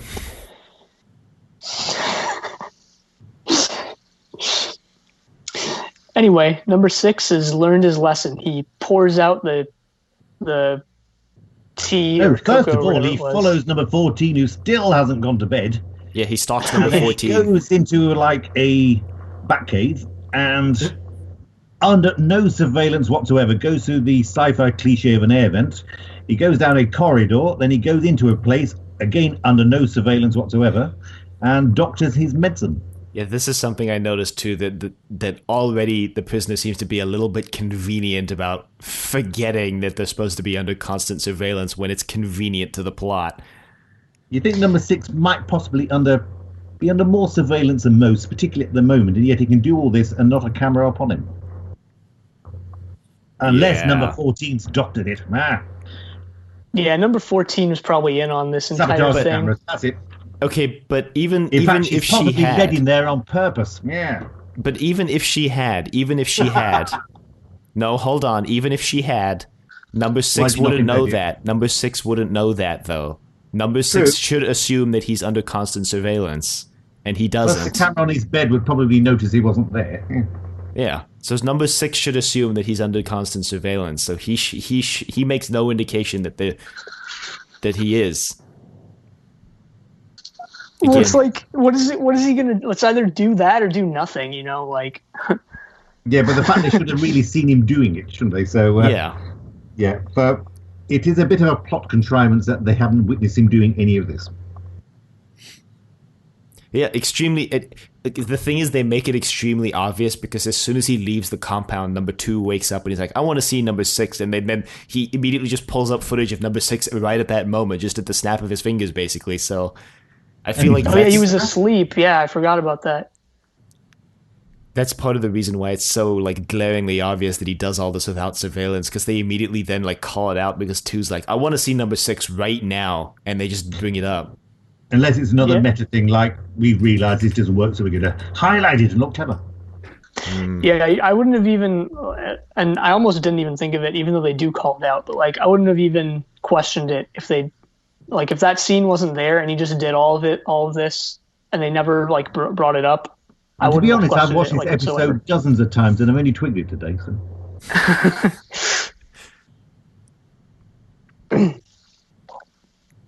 I like that number 2 couldn't sleep, though, which is a nice side effect of night shift.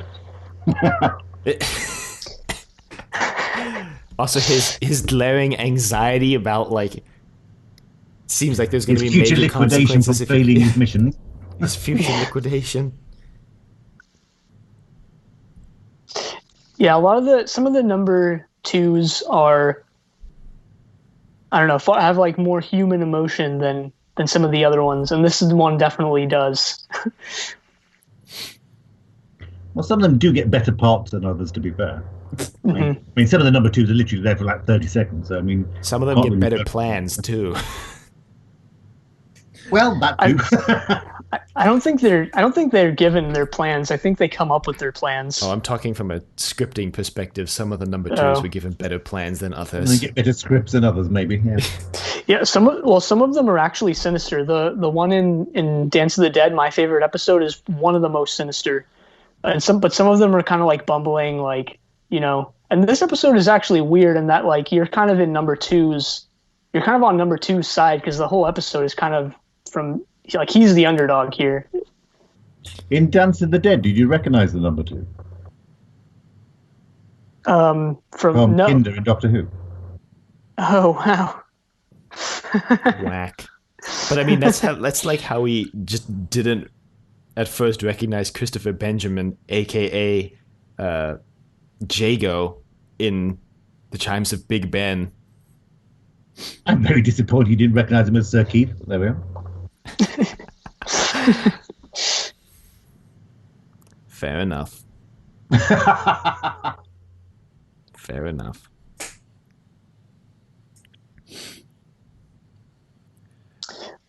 Well, number 6 pours out his... He was an actor in Danger Man, apparently. So he played a character called Potter. So I don't know whether... he plays a character called Potter later on, shall we say.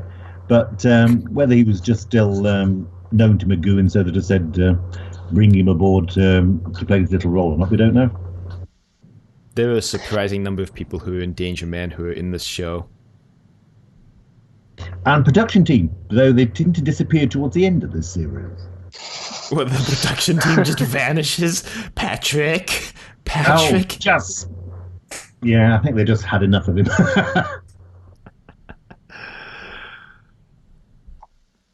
Yeah, like Keon was saying, number 6 pours out his drugs And then pours himself a glass of some drugs.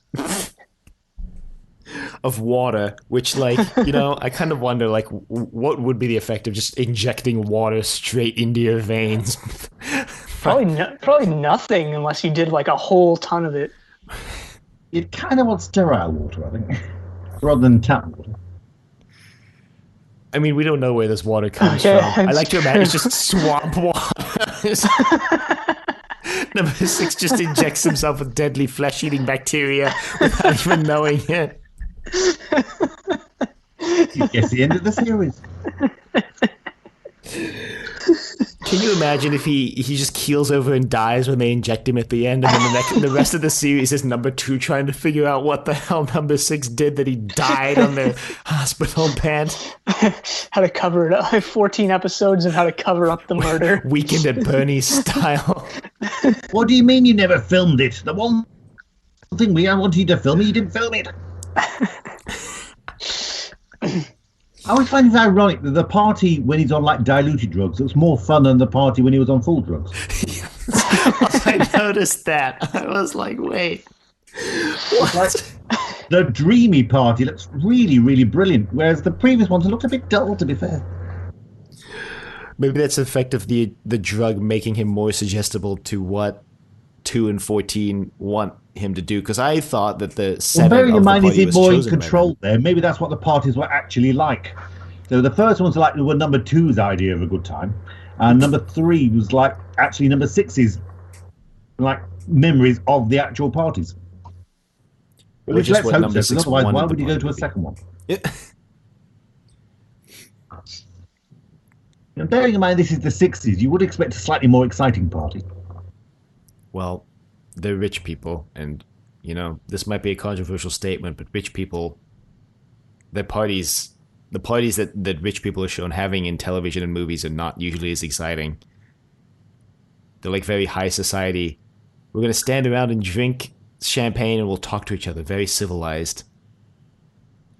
That's my impression of a rich person party based on television. Yeah, maybe based on television. Look, I'm very far from that class of people, so I wouldn't know what it's like in real life. Just go throw that out there, too. Go throw that out there. So bearing in mind that number 6 is playing a game now, he really puts, what's her name, Al Gadine, into like really quite a difficult position, because if they sort of think, well, maybe she is involved, even though he's making this up, is her life like now going to be dragged to the village? They do have. I never like picked up on that line before this watch through, but like, yeah, they're like, oh, like we never knew, like we should bring her to the village. I was like, oh wow, she's gonna get brought in after that. Prior to that, we had the key given to an actress who will be involved later. Yeah, I saw that. And it's rather marvellous to see sort of like 2 quite middle-aged actors having quite glamorous roles, which is really rather nice. And B, I suddenly thought, oh, there's 1,000 fan theories about this bit. I mean, I wouldn't be surprised if there are 1,000 fan theories about every scene in this entire show. I mean, the likelihood is that the actress did this and they thought, oh, she's rather good, we'll use her again later. But you could also say, oh, is it the same person?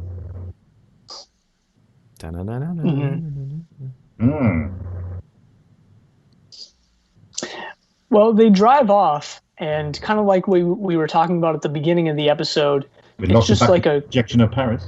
Yeah, exactly. It's just like a crappily drawn like backdrop of, not even crappily drawn because it's like done in silhouette style, but it's like, yeah. We're going past the Arc de Triomphe. We're miles off our journey, but we have to pass it at some point. They wind up at like a big double door. You know, that famous one that's in Paris. Famous double door, that famous Parisian double door. That's Leonie behind it. It's like, what was the Doctor Who episode with the 11th Doctor and Clara, and it was the house that was haunted, and the actress who played Verity Lambert was in it. What was it called? It was like a one-word title. No clue whatsoever. I don't even remember that story. I'll put it in the What is show it, notes. midnight? No, that's wrong. Wow, Oh God, based on the Nigel Neal play. Is this the most forgettable episode of Doctor Who? Hide. Hyde. Oh yeah, Hyde. I'm still on Colin Baker. Well, you'll be there eventually. Why? How long is lockdown going on for? At this rate, months. Another 6 months. I'm not going back to work until. Yeah, I don't go back to work. Well, I'm working from home, but like I don't go actually back in until January, which is yeah. I've had a week off. I do like the idea that when one side of the door is daylight and the other side of the door is still nighttime. That's sort of like sort of surreal touch. Mm-hmm. I thought it was surreal that this double door is just here in the middle of nowhere, like not set in any discernible building that's obvious.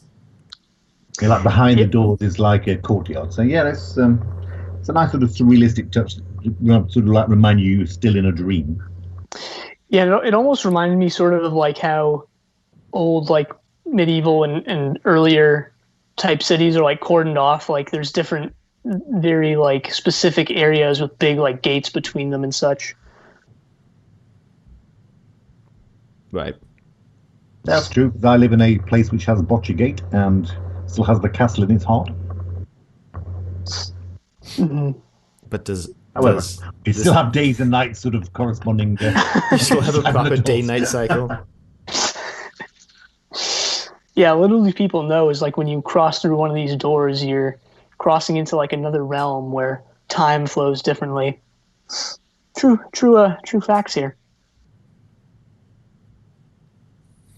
Dropped a little bit of knowledge in your inevitable classic sci-fi podcast. Look, we drop a lot of knowledge, just not all of the knowledge is right. But just because it's right doesn't mean, just because it's not right doesn't mean it's not useful. Oh, I really thought you were going to say just because it's not right doesn't mean it's wrong. And I was going to be like, whoa, hold up. Whoa. But also, true. You definitely got native. I am number 6. I am a number. I'm not a man, I'm a number. I'm not. I am a number, not a free man. Imagine if the show was like reversed, like they actually use his name and he's like, no, I'm number 6. Like, and he's trying to keep himself in the village and they're trying to do all they can to get him out. That should have just been one of the episodes with no explanation. It's just a complete reversal of the entire... I mean, you were saying before about like playing the series in reverse. It would be like great. It was like the authorities trying to evict him every week and failing. No, I want to stay. I am number 6.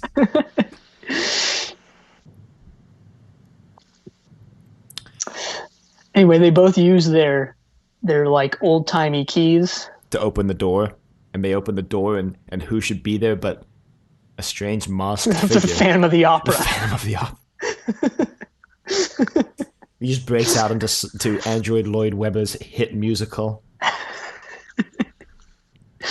It is like a really spectacular like get up. He comes out in like a top hat and a cape and a tux, and you can't kind of see these glasses behind it though.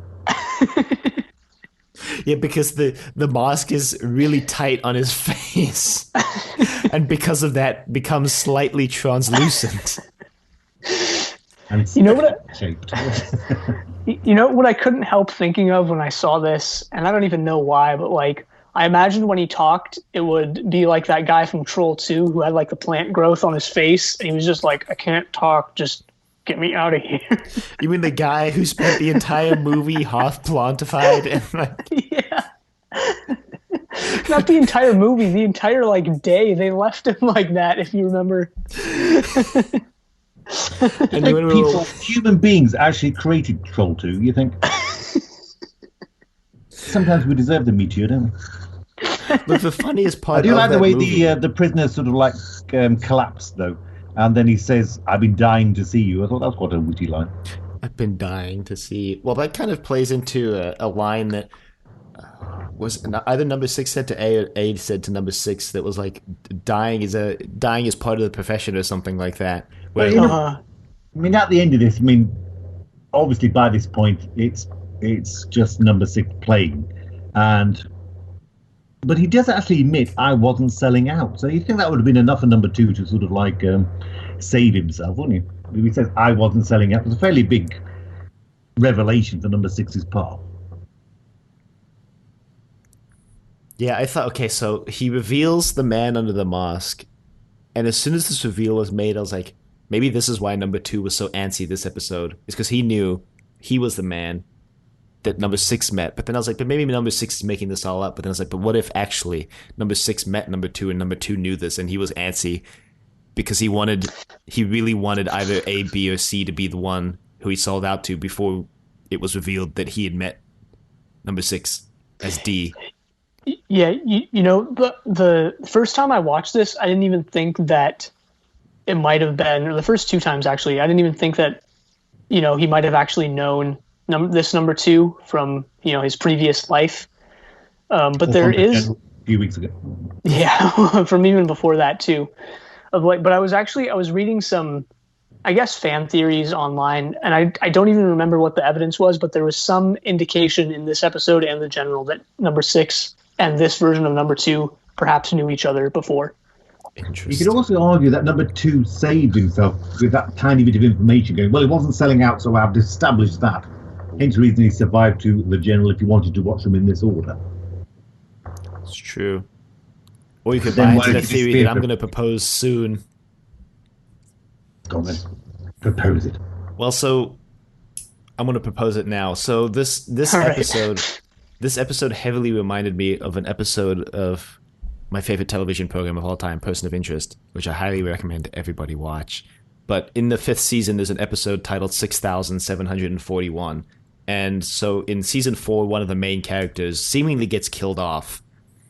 And then in season 5, it's revealed that not only did they not get killed off, they got captured by the main villain kind of organization. And in that episode, she shows up with no explanation, but she's escaped from the organization. And then she like kills one of the main characters, and you're like, wait, what? Did she just come back to just kill off like one of our beloved main characters?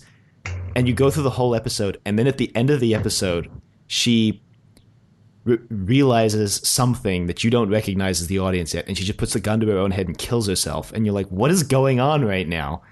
And right after that, it cuts to her still in the villain's base, and it's revealed to have all been the villain trying to break her by showing her this dream/virtual reality simulation state that she lived through. And it's revealed that they've done it 6,741 times, changing something about the simulation every time. And the reason why they're doing it is because they're trying to find our main heroes, and they're using this person to get to them. And I was like, what if the Prisoner is just like that? Like every episode is a reset of some simulation that number 6 is living through.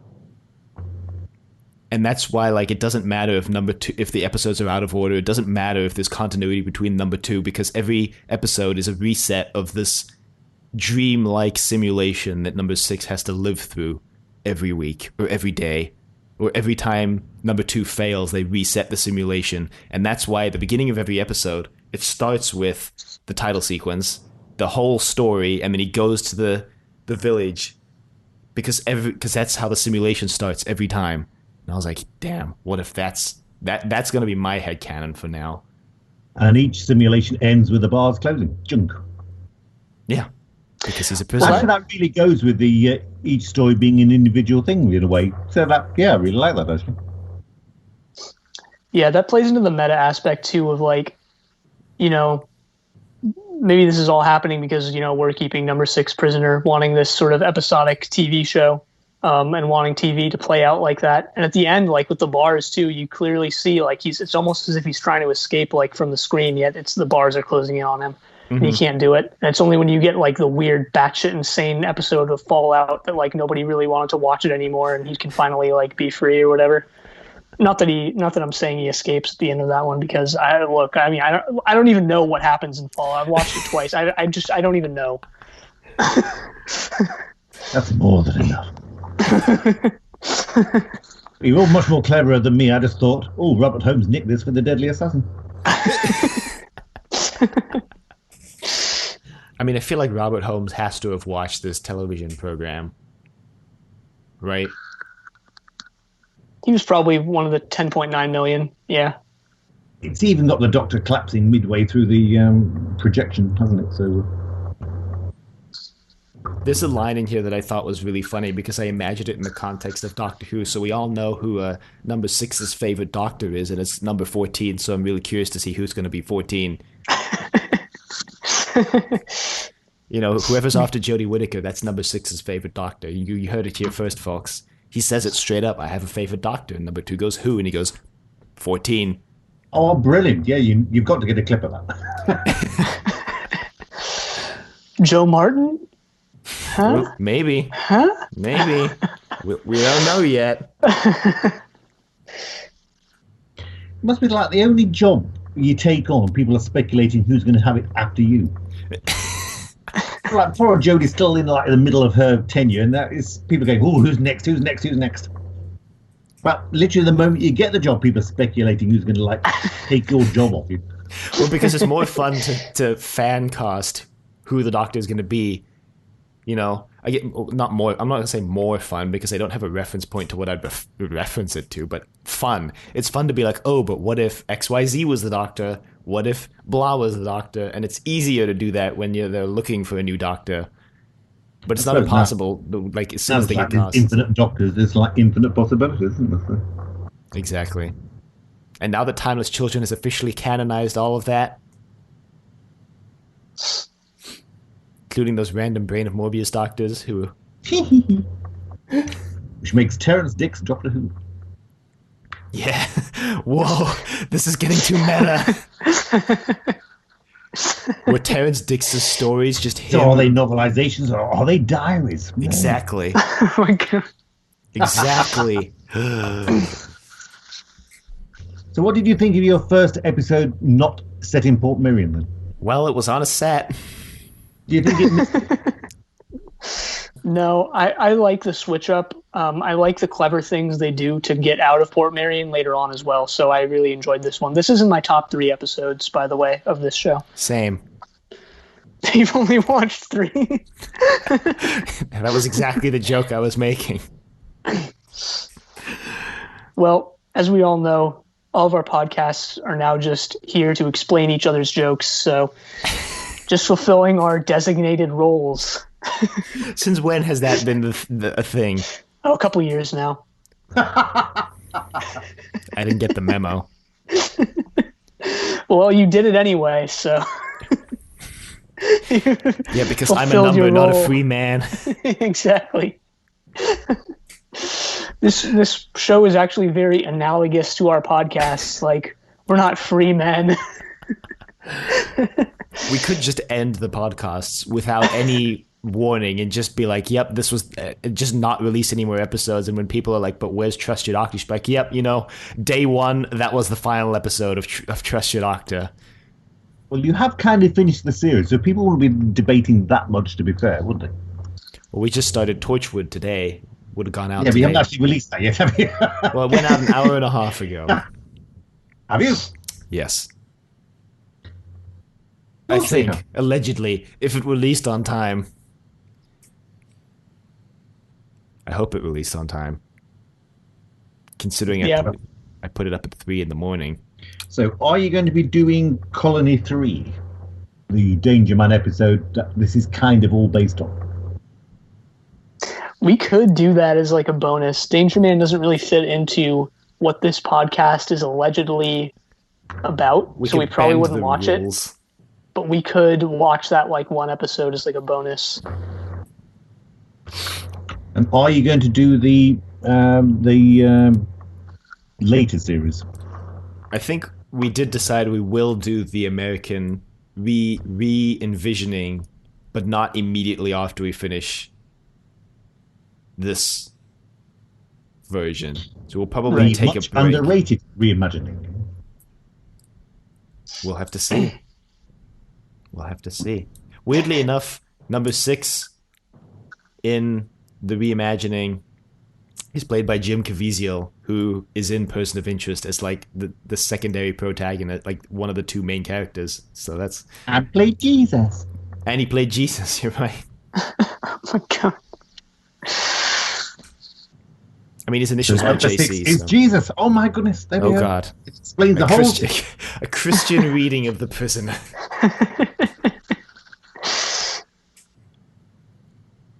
Yeah, this is actually secretly all taking place in what was it? Numbers. Yeah, where they take a big census.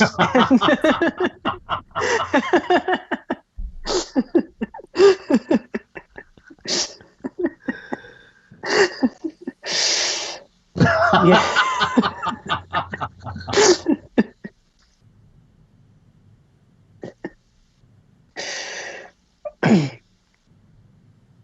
Well, I talked about what I wanted to talk about. And I got my prerequisite Bible reference in, so Since when was that a prerequisite? since 20 seconds ago. Always a revelation. Oh my god. Everything has a Genesis, Dylan. Oh. God, that was almost as ham-fisted as you might say it's the genesis of the Cybermen. Steven! There's another meta line in here. I had it written down, where number 6 goes like, it's something I didn't write down the exact line, but it's something along the lines of like, if I give up my secrets, I give up my future, or something like that. Which again plays the meta angle of the show, because like, yeah, once he gives up the reason why he resigned, there's no like real reason for this show to exist anymore. The only thing keeping us coming back every week is that number 2 keeps trying every week, and the only thing keeping 2 trying every week is that he keeps failing every week. Ha, take that, number 2. Ha. Well, I also had one interesting line. I guess this is a pseudo-quote section. But at the end, when number 2 is like, well, damn. He says, we failed. And then number 14 counters with no. He succeeded. Which is an interesting distinction to make, that she's basically she says saying... it quite gleefully as well, so I think it sort of like indicates she's not entirely disappointed with the result. Right. Mm-hmm. I think it's an interesting distinction to make, too, because I think, like... I think Keith said it, that number 2 may have slightly saved his position because he did find out that number 6 didn't resign because he was selling out. And it's interesting that they're not delineating that number 2 necessarily failed, just that number 6 succeeded in whatever goal he was trying to achieve. I just think he's undermined slightly with the broadcast order. That had you seen this number 2 previously, then you see him again the final shot of him sort of cowering in terror at the phone ringing would have been an excellent sort of ending to his character, wouldn't it? But now he's sort of like, oh, I'm cowering in horror. Oh, I'm looking back, and everything's fine. It's just a new cycle. It's a shame, really. It's a new cycle. Everything's different, but everything's the same. Everything changes. Put that on the back of the DVD case for this show. Everything's different, but everything's the same. Yeah. I had a couple more quotes, I guess. One of them I mentioned before multiple times. Milk is the perfect food. I don't know about anyone else, but I don't consider milk to be like a food. It's more of a drink. A drink's not just Depends food how long in you liquid leave form. it. Oh God, Once it jeez. becomes cheese, it's food. Oh my God. If you do those equal things, it becomes crockery, apparently. That's like that meme that's like cheese is just the solid form of milk. And then someone was like, does this imply the existence of a liquid form of bread? Because cheese is just like a loaf of milk. And they're like, so is there a liquid form of bread? And someone's like, well, yes, beer. And I was like, oh. And if you're giving a baby milk, you don't say you're depriving it of food, do you? It's true. Babies basically predominantly survive on milk for the first however long that you want them to. First 20 years. Like, I'm bored with this one. Let's stop the milk. Yes. There's a blending with the curtains. We'll get a new one. look, babies are a renewable resource.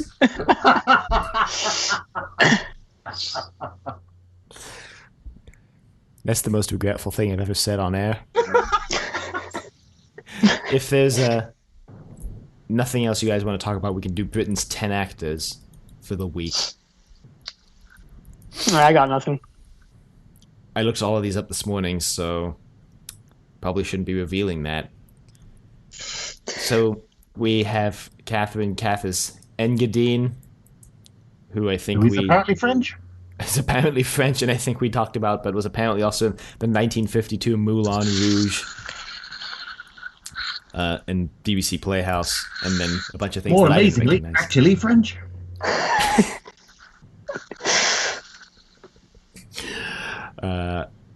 Then we have Sheila Allen as 14, who was Love Actually. She was in Goblet of Fire, the Goblet of Fire, the Harry Potter movie. She was in Doctors, Casualty, Poirot, and then like the BBC Two Playhouse, the ITV Playhouse, the ITV Play of the Week, and Z Cars. Like Love Toshido.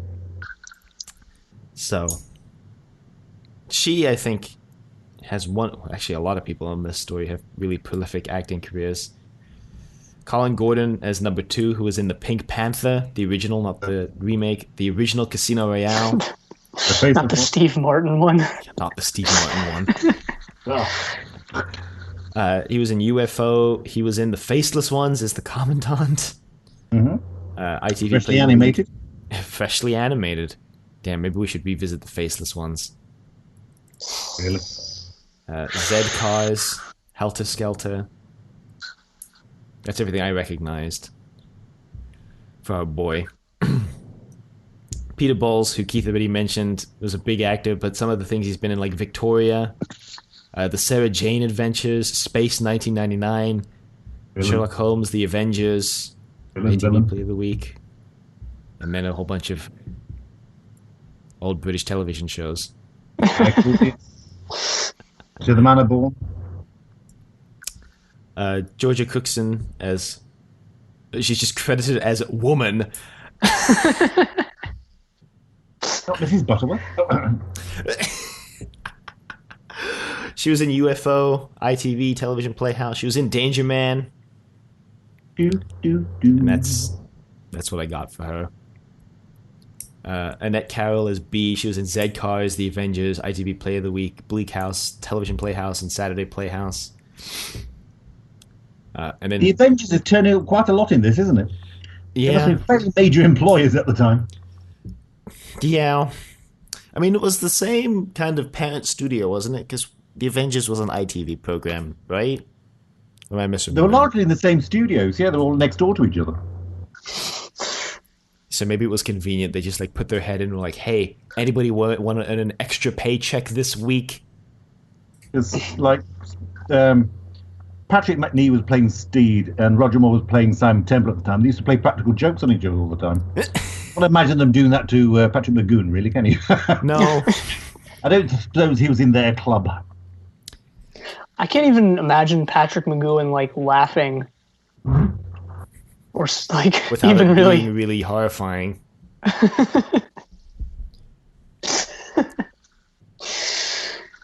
I mean, yeah. I mean, Lucille's. I'm going to totally butcher this last name, and I apologize in advance. Lucille Soon, who plays the Flower Girl. Like I said, Pirates of the Caribbean, World's End, Fresh Off the Boat, Mission Impossible 3, but also The Avengers. She did quite well for herself in the end, then. Yeah, she got a really big career after this.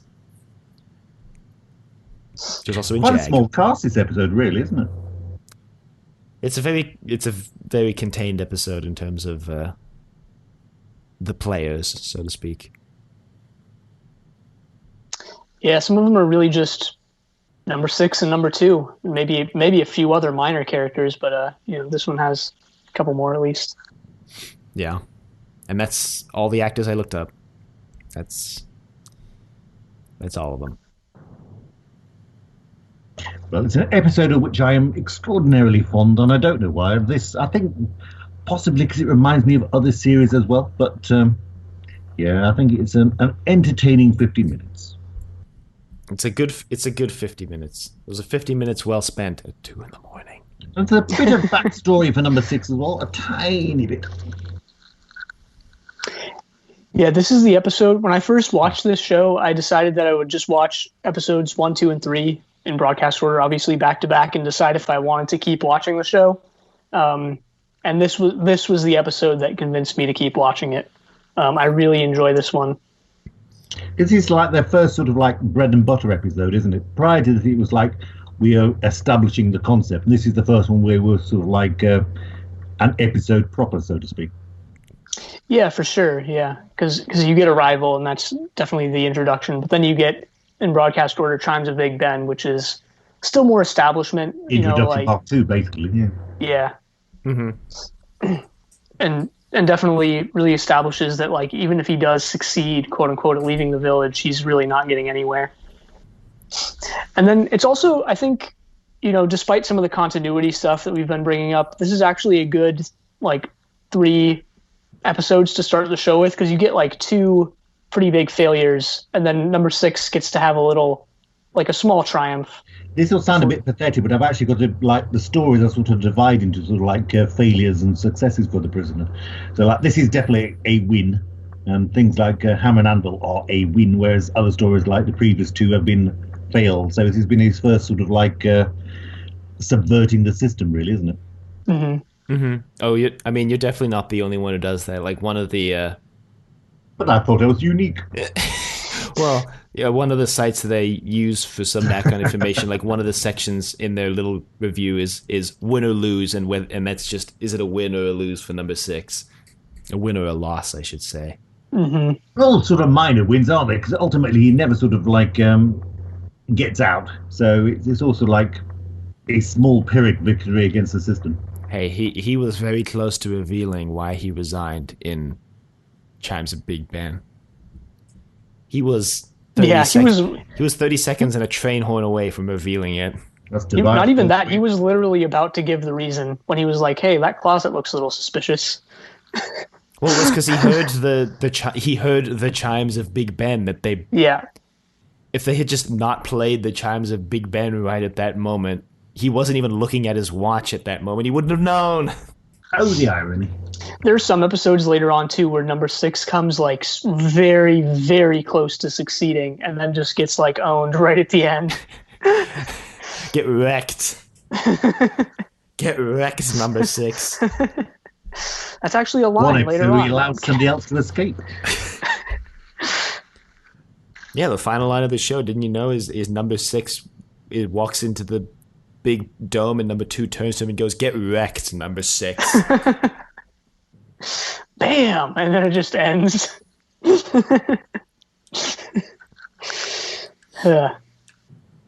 it was the 60s. Yeah, time heals all wounds. I'm sure people who were upset at how this show ended or where it went are no longer upset. Because most of them are dead. Oh my God. That's where I thought Keon was going with that statement. So, I mean, like you're starved of babies. Yeah. So with death, dead babies, flesh-eating viruses, and more under our belts for this week. We had to run the gamut, you know? Had to dig our graves just a little further.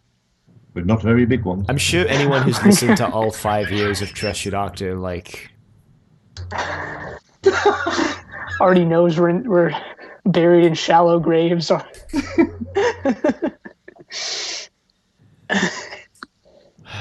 say shallow because these things can always be dug up very easily. Of course, I've never actually seen you, and I've never actually met you, so I might be talking to a dream. Oh no. I might be being monitored this moment. Oh no. Well, I posted a picture of myself on my Twitter, so I guess people who follow my Twitter as well know what I look like now. Really? Even though I shaved that beard off like a week after I posted the picture. Keith is like frantically going to your Twitter now. I think it's the pinned tweet at the moment, so I guess that throws us into the end of the episode, unless there's anything else you want to throw out there, Keith, you want to just throw into the ring? No, I have covered the prison. Well, for anyone who would like to reach us, they could reach us at the doctor at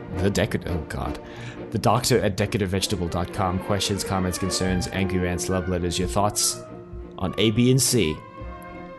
You can find us on YouTube at Decorative Vegetable, find us on Apple Podcast, Google Play, and Spotify, all at Inevitable, a classic sci-fi podcast. Be sure to leave a rating if you like the show. Check us out on Facebook, Trust Your Doctor, like us on Facebook. Also check us out on Twitter at TYD Podcast, and follow us on Twitter. And once again, thank you again for being on, Keith. Yeah, thank you Always for a joining pleasure us to have again, you. Keith. It's been fun. Thank you. And next time we're going to be watching Free For All, another great episode. But until then, the end.